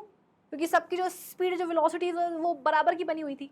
लेकिन प्रिज्म में जाने के बाद क्या हो गया कि स्प्लिटिंग हो गई। जब मैं और मेरे बगल में 9 लोग अलग अलग स्पीड में दौड़ना शुरू करते हैं बेटा, तो फिर तुम काउंट कर पाते हो ना कि हाँ एग्जैक्टली कितने लोग दौड़ रहे हैं। तो यहाँ पर जो व्हाइट लाइट अपने 7 कंपोनेंट कलर्स में स्प्लिट हो रही है प्रिज्म में जाने के बाद, क्यों हो रही है? क्योंकि 100% इन कलरफुल लाइट्स की जो वेलोसिटीज है बेटा वो अलग अलग हो गई होंगी। जब तक हवा में थी ये कलरफुल लाइट्स तो इनकी वेलोसिटीज बराबर थी, तो इनको डिफरेंशिएट हम नहीं कर पा रहे थे। जैसे ही प्रिज्म के अंदर गई व्हाइट लाइट, तो इन कलरफुल लाइट्स की 7 कलरफुल लाइट्स की बेटा वेलोसिटीज अलग अलग हो गई। और जहां वेलोसिटीज अलग अलग हुई, अलग से जो है बेटा हर एक लाइट चमकनी शुरू हो जाएगी। वॉयलेट अलग दिखेगी, इंडिगो अलग दिखेगी, ब्लू अलग दिखेगी, लाइक दैट। अब आप बोलोगे कि मैम चलो ठीक है, ये भी मान लिया कि यहाँ पर लाइट बराबर, यहाँ पर कलरफुल लाइट्स की जो स्पीड है वो बराबर होती है, यहाँ पर मतलब अलग अलग हो जाती है, ठीक है। तो उसलिए क्या होता है, व्हाइट लाइट अपने 7 कंपोनेंट कलर्स में स्प्लिट हो जाती है। बट अब रीजन, मतलब अब सवाल ये है कि मैम क्यों लाइट की स्पीड यहाँ पर सबकी बराबर क्यों बनी हुई थी और यहाँ पर अलग अलग क्यों हो गई? तो देखो वही वाली बात है कि जब लाइट एयर में ट्रैवल करती है बेटा, तो इन कलरफुल लाइट्स की जो वेवलेंथ है वो तो वैसे भी अलग ही होती हैं, लेकिन फ्रीक्वेंसीज क्या करती हैं, अपने में बदलाव लेकर के आती हैं, ताकि इन कलरफुल लाइट्स की जो वेलोसिटीज हैं एटलीस्ट वो क्या रहें, बराबर हो जाए। यानी कि फ्रीक्वेंसीज के कारण बेटा इन कलरफुल लाइट्स की जो वेलोसिटीज हैं वो बराबर बनी रहती है। लेकिन जैसे ही ये व्हाइट लाइट आती है कहाँ, प्रिज्म के अंदर, इन 7 कलरफुल लाइट्स की जो फ्रीक्वेंसीज होती हैं वो गिव अप कर देती हैं कि भैया माफ करो, जब तक कि तुम सब हवा में ट्रैवल कर रही थी तब तक हमने अपने अंदर बदलाव लेकर के आए, हमने एडजस्टमेंट किए ताकि तुम सबकी वेलोसिटीज जो हैं वो बराबर रहें। लेकिन अब क्योंकि तुम लोग प्रिज्म के अंदर आ गए हो, तो अब प्रिज्म के अंदर आने के बाद हमारी जिम्मेदारी खत्म।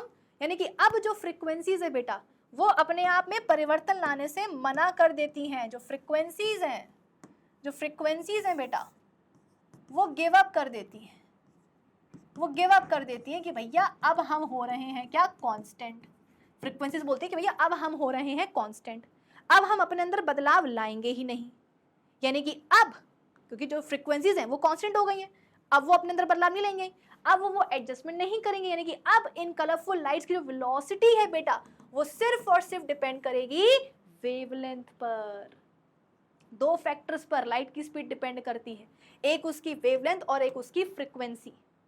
जब तक लाइट एयर में थी, व्हाइट लाइट एयर में ट्रैवल कर रही थी, वेवलेंथ तो वैसे भी इन कलरफुल लाइट्स की अलग अलग ही थी, लेकिन फ्रीक्वेंसीज भी अपने अंदर चेंज लेकर के आ रही थी ताकि इन सब की जो वेलोसिटीज हैं वो सेम रहें। लेकिन जब ये लाइट कहाँ आई है, प्रिज्म के अंदर आई है, तो इन 7 कलरफुल लाइट्स की जो फ्रीक्वेंसीज हैं उन्होंने गिव अप कर दिया कि भैया अब हमसे ना हो पाएगा, अब हम अपने अंदर बदलाव नहीं लेके आएंगे। यानी कि अब हम क्या हो जाएंगे, कांस्टेंट हो जाएंगे। यानी कि जिन 2 फैक्टर्स पर लाइट की वेलोसिटी डिपेंड करती है, 2 में से एक क्या हो गया, कांस्टेंट हो गया। यानी कि अब केवल एक ही फैक्टर बचा जिसके ऊपर लाइट की स्पीड डिपेंड करेगी, और वो होगा क्या, लाइट की वेवलेंथ। और अपन पहले ही बोल चुके हैं कि इन 7 कलरफुल लाइट्स की जो वेवलेंथ होती हैं वो अलग अलग होती हैं।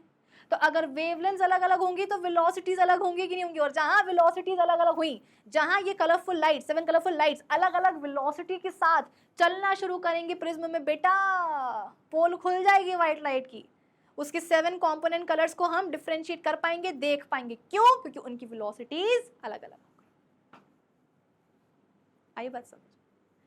तो एयर में फ्रीक्वेंसीज अपने अंदर बदलाव ला रही थी, तो कलरफुल लाइट्स की जो वेलोसिटी है, कलरफुल लाइट्स की जो वेलोसिटीज हैं वो सेम बनी हुई थी। प्रिज्म के अंदर आने के बाद क्या हुआ, कलरफुल लाइट्स की जो फ्रीक्वेंसीज हैं वो कांस्टेंट हो गई हैं। यानी कि अब इनकी जो वेलोसिटी है वो डिपेंड करेगी सिर्फ और सिर्फ इनकी वेवलेंथ के ऊपर।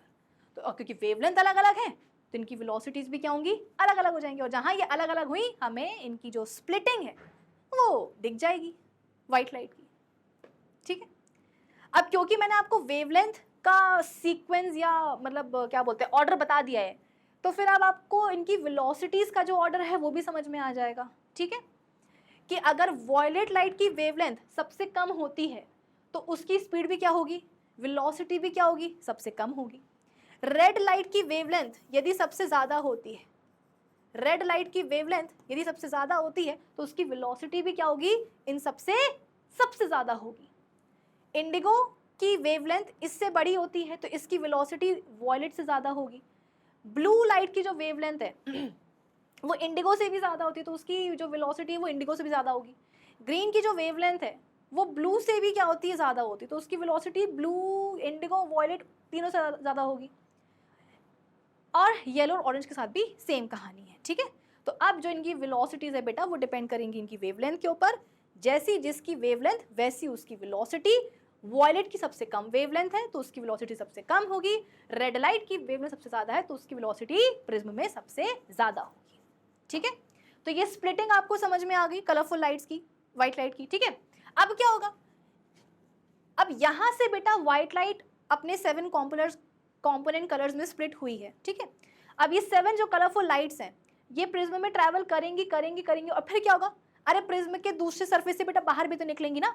तो बाहर कैसे निकलती हैं बेटा, बाहर ना ये इसी सीक्वेंस में निकलती हैं, बाहर ये इसी सीक्वेंस में निकलती है। ये सीक्वेंस बेटा प्लीज आप चेंज मत करना वरना जो है दिक्कत आ सकती है, मुझे नहीं तुम्हें, ठीक है। इसी सीक्वेंस में क्या होगा बेटा, ये लाइट्स बाहर निकलेंगी इसी सीक्वेंस में। ये तो इंडिगो हो गया, वॉयलेट लेके आते हैं फिर से। हाँ, ये इसी सीक्वेंस में क्या होगा, ये कलरफुल लाइट्स आपको बाहर आते हुए दिखेंगी। सीक्वेंस क्या है, सबसे नीचे वॉयलेट, सबसे ऊपर रेड, सबसे नीचे वॉयलेट, सबसे ऊपर रेड, इनके बीच में Indigo, blue, green, yellow, orange. हमेशा क्या होता है बेटा, आपको यही सीक्वेंस देखने को मिलेगा। मैं बार बार बोल रही हूँ ये सीक्वेंस नहीं भूलना है। विबग्योर, उल्टा विबग्योर कि सबसे नीचे वॉयलेट, सबसे ऊपर रेड, ठीक है, और इनके बीच में बाकी कलर्स, और बाकी कलर्स का भी बेटा सीक्वेंस फिक्स्ड है। ये मत बोलना कि मैम नीचे वॉयलेट ऊपर रेड और बीच में कहीं भी कुछ भी कर देंगे, नहीं। वॉयलेट के बाद इंडिगो, इंडिगो के बाद ब्लू, ब्लू के बाद क्या होगा ग्रीन, फिर येलो, फिर ऑरेंज और फिर सबसे ऊपर रेड।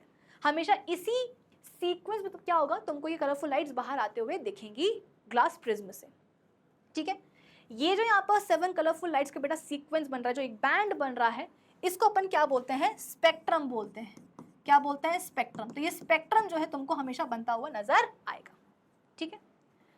अब सवाल ये है कि मैम ऐसा ही क्यों, ऐसा ही क्यों कि वॉयलेट सबसे नीचे, रेड सबसे ऊपर, मतलब ये सीक्वेंस क्यों बन रहा है इन कलरफुल लाइट्स का, कुछ और सीक्वेंस क्यों नहीं बन सकता, या कुछ और सीक्वेंस क्यों नहीं बना। क्योंकि बेटा यहां पर बात आ रही है अब डेविएशन की, बेंडिंग की। व्हाइट लाइट अपने 7 कंपोनेंट कलर्स में स्प्लिट क्यों हुई, ये तो मैं समझ में आ गया कि भाई एयर में जब तक ट्रैवल कर रही थी कलरफुल लाइट्स, वेवलेंथ उनकी अलग अलग थी लेकिन उनकी फ्रीक्वेंसीज अपने आप को बदल रही थी ताकि उनकी जो वेलोसिटीज हैं सबकी बराबर रहें। तो इसीलिए हम 7 कंपोनेंट कलर्स को आसमान में, एयर में डिफरेंशिएट नहीं कर पाए। लेकिन जैसे ही ये प्रिज्म के अंदर आई तो इनकी फ्रीक्वेंसीज ने बोला कि भैया अब हम अपने आप को बदलेंगे नहीं, यानी कि अब इन कलरफुल लाइट्स की जो फ्रीक्वेंसीज हैं बेटा वो कांस्टेंट हो गई, यानी कि अब इन कलरफुल लाइट्स की जो वेलोसिटीज हैं वो डिपेंड करने लगी किसकी, इनकी वेवलेंथ के ऊपर। तो जिसकी जैसी वेवलेंथ उसके हिसाब से लाइट की क्या हो गई, उसकी स्पीड भी हो गई। तो क्योंकि इनकी वेवलेंथ अलग अलग थी, इनकी वेलोसिटीज अलग अलग हो गई, जिसके चक्कर में क्या हुआ, व्हाइट लाइट अपने 7 कंपोनेंट कलर्स में स्प्लिट हो गई, ठीक है। ये एक अलग चीज है। मैं ये बोल रही हूँ कि जब ये 7 कलरफुल लाइट्स प्रिज्म के बाहर निकलती हैं तो हमेशा इसी सीक्वेंस में क्यों निकलती हैं, क्योंकि बेटा यहां पर अब फंडा लगता है किसका, डेविएशन का। यहां पर अब फंडा लगता है डेविएशन का, या आप उसको आसान शब्दों में बेंडिंग भी बोल सकते हो, कि सबसे ज्यादा डेविएशन आपको यहां पर कौन सी कलरफुल लाइट में देखने को मिल रहा है। देखो अगर अपन सच्ची बात बताएं तो व्हाइट लाइट जो है उसको, उसका जो ओरिजिनल पाथ है वो क्या था, वो तो ये था भाई, जो व्हाइट लाइट ट्रैवल कर रही थी वो आ ऐसे रही थी, जाना उसको वैसे था, लेकिन रास्ते में प्रिज्म आ गया तो वो अपने 7 कलरफुल लाइट्स में स्प्लिट हुई, और स्प्लिट होने के बाद अब वो जो 7 कलरफुल लाइट्स हैं वो कुछ इस तरीके से क्या हो रहा है, बेंड होकर के प्रिज्म से बाहर निकल रही हैं। तो अगर आप सबसे ज्यादा डेविएशन देखोगे बेटा तो आप देखोगे वॉयलेट लाइट में, कि वॉयलेट लाइट को जाना ऐसे था, लेकिन देखो वो जा ऐसे रही है। सबसे लीस्ट डेविएशन आप देखोगे रेड लाइट में, कि रेड लाइट को जाना ऐसे था, डेविएट वो भी हुई लेकिन थोड़ी डेविएट हुई, ज्यादा डेविएट नहीं। सबसे ज्यादा डेविएशन आपको वॉयलेट लाइट में देखने को मिलता है और सबसे लीस्ट डेविएशन रेड लाइट में। बाकी कलर्स इस रेंज में आते हैं। जैसे कि अगर आप ब्लू लाइट को या इंडिगो को देखोगे तो इंडिगो को जाना ऐसे था लेकिन वो थोड़ा सा बेंड होकर के जा रही है, ब्लू को भी ऐसे जाना लेकिन वो ऐसे जा रही है, ठीक है। तो बेंडिंग का यहाँ पर बेटा खेल है, डेविएशन का। या हम ये जो बोल रहे हैं ना कि हमेशा हमें इसी सीक्वेंस में क्या मिलेंगी, कलरफुल लाइट्स मिलेंगी। वाई सो? क्योंकि यहाँ पर खेल है डेविएशन का। वॉयलेट लाइट में डेविएशन सबसे ज्यादा होता है, मोस्ट डेविएशन, और रेड में लीस्ट डेविएशन। और तुमको देखो ये बात तो पता ही है ना, ये बात तो तुमको पता ही है, ये मैं बता चुकी हूं अभी कुछ देर पहले, कि जो प्रिज्म होता है वो लाइट को, इमर्जेंट रे को अपने बेस की तरफ क्या करता है, डायरेक्ट करवाता है। तो इसीलिए यहाँ पर जो भी कलरफुल लाइट्स निकलेंगी बेटा वो प्रिज्म के बेस की तरफ ही क्या होंगी, डायरेक्टेड होंगी। सबसे ज्यादा डायरेक्टेड होगी ये वॉयलेट और सबसे कम होगी ये रेड। आई बात समझ में? तो ये स्पेक्ट्रम क्यों मिला इसी सीक्वेंस में, क्योंकि डेविएशन का यहाँ पर फंडा लग गया कि वॉयलेट में सबसे ज्यादा डेविएशन हुआ, रेड में सबसे कम डेविएशन हुआ, और जो बाकी कलर्स हैं वो इस रेंज में आ गए। तो इसीलिए हमेशा हमको यही सीक्वेंस ऑफ कलरफुल लाइट्स देखने को मिलता है। अब आप बोलोगे कि मैम इस चलो ठीक है समझ में आ गया, लेकिन मैम ये डेविएशन का क्या खेल है? ये सीक्वेंस हमें हमेशा इसलिए मिला क्योंकि डेविएशन इनकी उस हिसाब से। बट अब बात ये है कि मैम क्यों वॉयलेट लाइट में डेविएशन सबसे ज्यादा है और रेड में सबसे कम क्यों है? तो अब मेरी बात सुनो बेटा, मान लो कि एक लड़की है, वो मेरे सामने से दौड़ के निकल रही है, मैं खड़ी हुई हूँ लोगों को धक्का देने के लिए, ठीक है। एक लड़की मेरे सामने से निकली, आ ऐसे रही थी, जाना उसको वहां था, मैं उसको धक्का देने के लिए खड़ी थी, लेकिन वो लड़की इतने स्पीड से निकली मेरे सामने से कि शूइंग करके निकल गई। तो क्या हुआ, मैं उसको धक्का देने की कोशिश तो करूंगी और दूंगी भी, लेकिन उसको धक्का मेरा कम लगेगा। मैं उसको पुश करूंगी बेटा, लेकिन मेरा फोर्स उसको कम लगेगा, जिसके चक्कर में क्या होगा, जाना उसको वैसे था, क्योंकि मैंने उसको धक्का मारा तो वो अपने रास्ते से थोड़ा सा डेविएट होगी और उस डायरेक्शन में निकल जाएगी, क्योंकि उसकी स्पीड ज्यादा थी ना बेटा, वो ऐसे शूइंग करके निकल गई मेरे सामने से। तो धक्का तो मैंने दिया, और उस धक्के से हुआ क्या, वो अपने ओरिजिनल पाथ से डेविएट भी हुई, उसको जाना ऐसे था लेकिन अब वो ऐसे जा रही है धक्का खाने के बाद, लेकिन ये डेविएशन कम हुआ, ठीक है। अब दूसरा केस नंबर 2, अब एक लड़की मेरे सामने से गुजर रही है, दौड़ रही है, लेकिन धीरे धीरे करके दौड़ रही है। तो क्या होगा, मेरे पास इनफ टाइम रहेगा उसको धक्का देने के लिए।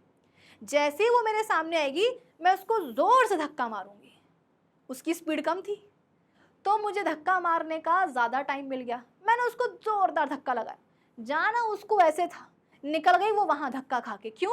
क्योंकि मेरा धक्का उसको जोर से लगा, तो डेविएशन उसके पाथ में ज्यादा हुआ। तो जिसकी स्पीड ज्यादा थी, जिस लड़की की स्पीड ज्यादा थी, वो अपने ओरिजिनल पाथ से कम डेविएट हुई, और जिस लड़की की स्पीड कम थी, आराम से रही थी, उसको धक्का जोर से लगा और वो अपने ओरिजिनल पाथ से ज्यादा डेविएट हुई। एग्जैक्टली यहां पर भी इन कलरफुल लाइट्स का सेम केस होता है बेटा, कि वॉयलेट लाइट की जो स्पीड है, जो वेवलेंथ है, वो सबसे कम होती है, तो उसकी वेलोसिटी भी क्या होती है, सबसे कम होती है। तो जिस लड़की की वेलोसिटी सबसे कम होगी बेटा, ज्यादा डेविएट होगी कि नहीं होगी?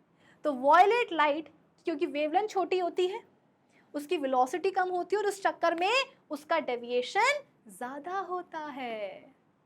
इसीलिए जब ये कलरफुल लाइट्स निकलती हैं तो सबसे नीचे की तरफ, क्योंकि भाई वेलोसिटी कम, वेवलेंथ कम, तो डेविएशन सबसे ज्यादा, तो उस चक्कर में क्या होगा, सबसे नीचे आपको क्या देखने को मिलेगी, वॉयलेट लाइट ही देखने को मिलेगी। इंडिगो कलर की जो लाइट होती है उसकी वेवलेंथ वॉयलेट से थोड़ी ज्यादा होती है, तो उसकी वेलोसिटी थोड़ी सी ज्यादा होगी।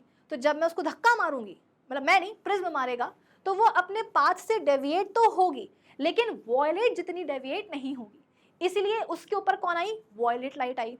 ब्लू लाइट की वेवलेंथ इन दोनों से ज्यादा है, इंडिगो और वॉयलेट से, तो उसकी वेलोसिटी इन दोनों से ज्यादा है, तो जब उसको धक्का पड़ेगा तो वो भी डेविएट होगी, लेकिन इन दोनों से ज्यादा डेविएट नहीं होगी, इनसे कम डेविएट होगी। ग्रीन लाइट, उसकी वेवलेंथ ब्लू, इंडिगो, वॉयलेट, इन तीनों से ज्यादा है, तो उसकी वेलोसिटी भी इन तीनों से क्या होगी, ज्यादा होगी। तो जब उसको धक्का पड़ेगा वो भी डेविएट होगी, लेकिन इतना नहीं जितना कि ये दोनों डेविएट हुई होंगी, है ना। तो इसीलिए वो कुछ इस तरीके से ऐसे निकल जाएगी, कुछ इस तरीके से ऐसे निकल जाएगी, ठीक है।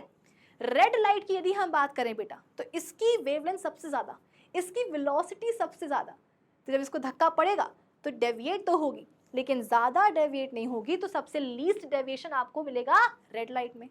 तो इसीलिए आपको हमेशा ये स्पेक्ट्रम बनता हुआ नजर आता है, हमेशा आपको सबसे नीचे वॉयलेट लाइट दिखेगी, सबसे ऊपर रेड दिखेगी, और बाकी जो कलरफुल लाइट्स हैं उनका सीक्वेंस हमेशा यही फिक्स्ड रहेगा। खेल किसका है, डेविएशन का है, कि जिसकी वेवलेंथ ज्यादा उसकी वेलोसिटी ज्यादा, उसमें डेविएशन सबसे कम, और जिसकी वेवलेंथ सबसे कम जिसकी वेलोसिटी सबसे ज्यादा उसमें डेविएशन सबसे ज्यादा। तो ये दो सवाल बेटा इस वाले टॉपिक से जो है निकल के आ जाते हैं। पहला सवाल क्या होता है कि भाई ये कलरफुल लाइट्स जो हैं, मतलब जो व्हाइट लाइट है वो अपने 7 कंपोनेंट कलर्स में स्प्लिट क्यों हुई है, डिस्पर्जन क्यों हुआ है। तो आप बता देना कि भैया अंदर जो है फ्रीक्वेंसीज ने गिव अप कर दिया, यानी कि अंदर प्रिज्म के अंदर जो 7 कलरफुल लाइट्स की जो वेलोसिटीज होती हैं वो सिर्फ और सिर्फ उनकी वेवलेंथ पे डिपेंड करती हैं।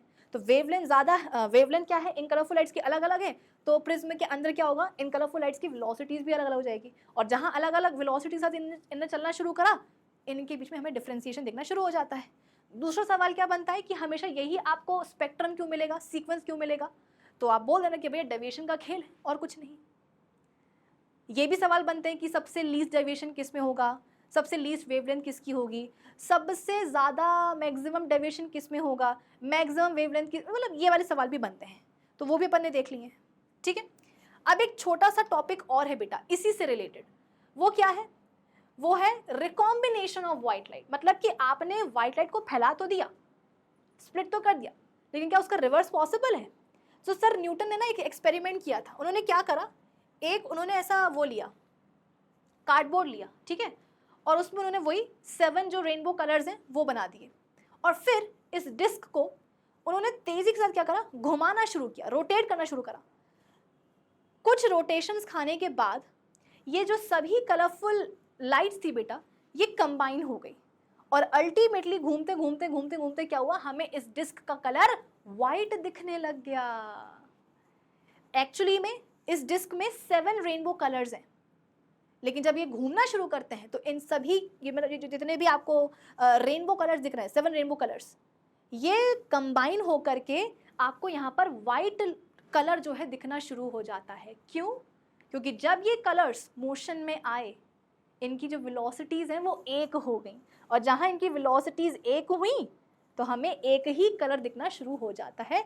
इसको अपन बोलते हैं रिकॉम्बिनेशन ऑफ वाइट लाइट। अब सवाल ये है कि प्रिज्म के केस में हम ऐसा कैसे कर सकते हैं, तो बहुत आसान होता है बेटा।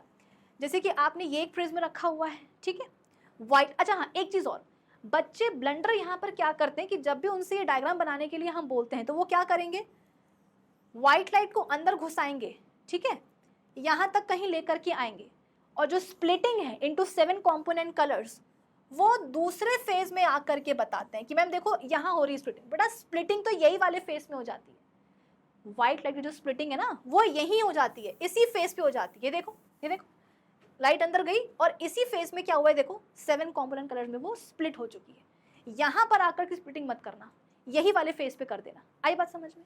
ठीक है, देखो तो व्हाइट लाइट आई, अपने 7 कंपोनेंट कलर्स में स्प्लिट हुई, यहाँ से रिफ्रैक्शन खाने के बाद वो कलरफुल लाइट्स बाहर निकली, ठीक है। अब हमने क्या करा, इस प्रिज्म के सामने हमने एक दूसरा प्रिज्म रख दिया, बट इन इन्वर्टेड पोजीशन, उल्टा घुमा के रख दिया। तो इस प्रिज्म से जब वो 7 कलरफुल लाइट्स बाहर निकलेंगी तो दूसरे प्रिज्म में जाएंगी, दूसरे प्रिज्म में वो ट्रैवल करेंगी, और ऑपोजिट फेस तक आते आते आते आते आते आते क्या होगा, देखो वो 7 कलरफुल लाइट्स वापस से जुड़ जाएंगी, मिल जाएंगी, जॉइन हो जाएंगी, रिकम्बाइन हो जाएंगी, और फिर प्रिज्म के दूसरे सरफेस से आपको आते हुए क्या दिखेगी, फिर से एक वाइट लाइट ही दिखेगी। इसे हम बोलते हैं रिकॉम्बिनेशन ऑफ वाइट लाइट, कि पहले अपन ने स्प्लिट करवा दिया और दोबारा जोड़ने के लिए क्या करा, एक उल्टा घुमा करके प्रिज्म रख दिया। जब दूसरे प्रिज्म के ऑपोजिट या दूसरे सरफेस से लाइट बाहर निकलेगी ना, तो तब तक क्या होगा, ये कलरफुल लाइट्स ऑलरेडी कंबाइन हो चुकी रहेंगी, रिकॉम्बिनेशन हो जाएगा और यहाँ से आपको व्हाइट लाइट ही निकलते हुए दिखेगी। आई बात समझ में? चलो, ये सब कुछ हो गया बेटा। अब अपन फटाफट से क्या करते हैं, एक बार रीड कर लेते हैं। सब कुछ समझा दिया है मैंने आपको। Prism is a transparent refracting medium bounded by at least two lateral surfaces inclined to each other at a certain angle. It has two triangular bases and three rectangular lateral surfaces. The angle between the two lateral surfaces is called angle of prism. ठीक है? In the diagram above, अच्छा ये बेटा वही कुछ है, angle of deviation और incidence and ये सब अपन ने देख लिया है। Angle of deviation क्या होता है? It is the angle at which the emergent ray extended backwards makes with the incident ray extended forward. ये आपको लिखना जरूरी है कि आप emergent ray को पीछे extend करते हो और incident ray को आगे extend करते हो, तो इनके बीच में जो एंगल बनेगा that is angle of deviation. ठीक है? Dispersion का मतलब क्या होता है? Splitting of white light into its constituent colors when it passes through a prism is called dispersion. ठीक है? Causes क्या है dispersion के? Light rays of different colors travel with the same speed in vacuum या air में, but in other medium they travel with different speeds and bend through different angles which leads to the dispersion of light. कि जब तक air में travel करेंगी, vacuum में करेंगी, speed बराबर होगी, और जैसे ही क्या बोलते हैं उसके अंदर आएंगी, प्रिज्म के अंदर, स्पीड अलग अलग हो जाएगी और फिर अपने स्पीड के हिसाब से क्या होगा, उनमें डेविएशन भी होगा। रेड लाइट के पास मैक्सिमम वेवलेंथ है, वॉयलेट की सबसे लीस्ट वेवलेंथ होती है। So in any medium red light जो है वो फास्टेस्ट ट्रैवल करेगी एंड डेविएट्स लीस्ट, वेयरएज जो वॉयलेट लाइट है उसकी वेलोसिटी सबसे कम होगी और उसमें डेविएशन भी मैक्सिमम देखने को मिलेगा। यानी कि wavelength is directly proportional to velocity and velocity is inversely proportional to deviation, कि जिसकी वेलोसिटी सबसे ज्यादा उसमें डेविएशन सबसे कम। ठीक है? Recombination, Newton showed that the reverse of dispersion is also possible. He kept two prisms close to each other, one in erect position and another in the inverted position. The light gets dispersed when passed through the first prism और second prism में आते आते क्या हुआ, वो combine हो गई like this. ठीक है? That's it. आज के इस लेक्चर के लिए बस इतना ही। आज अपन ने प्रिज्म का एक बहुत ही इंपॉर्टेंट टॉपिक बेटा कवर कर लिया है। अब मिलेंगे हम अगले लेक्चर में। अगले लेक्चर में हम क्या करेंगे, कुछ नेचुरल फिनोमेना पढ़ेंगे जो वाइट लाइट के डिस्पर्जन पर ही बेस्ड होंगे। तो मिलते हैं अपने अगले सेशन में, तब तक के लिए keep learning with definite success part. चला, bye bye, have a great day.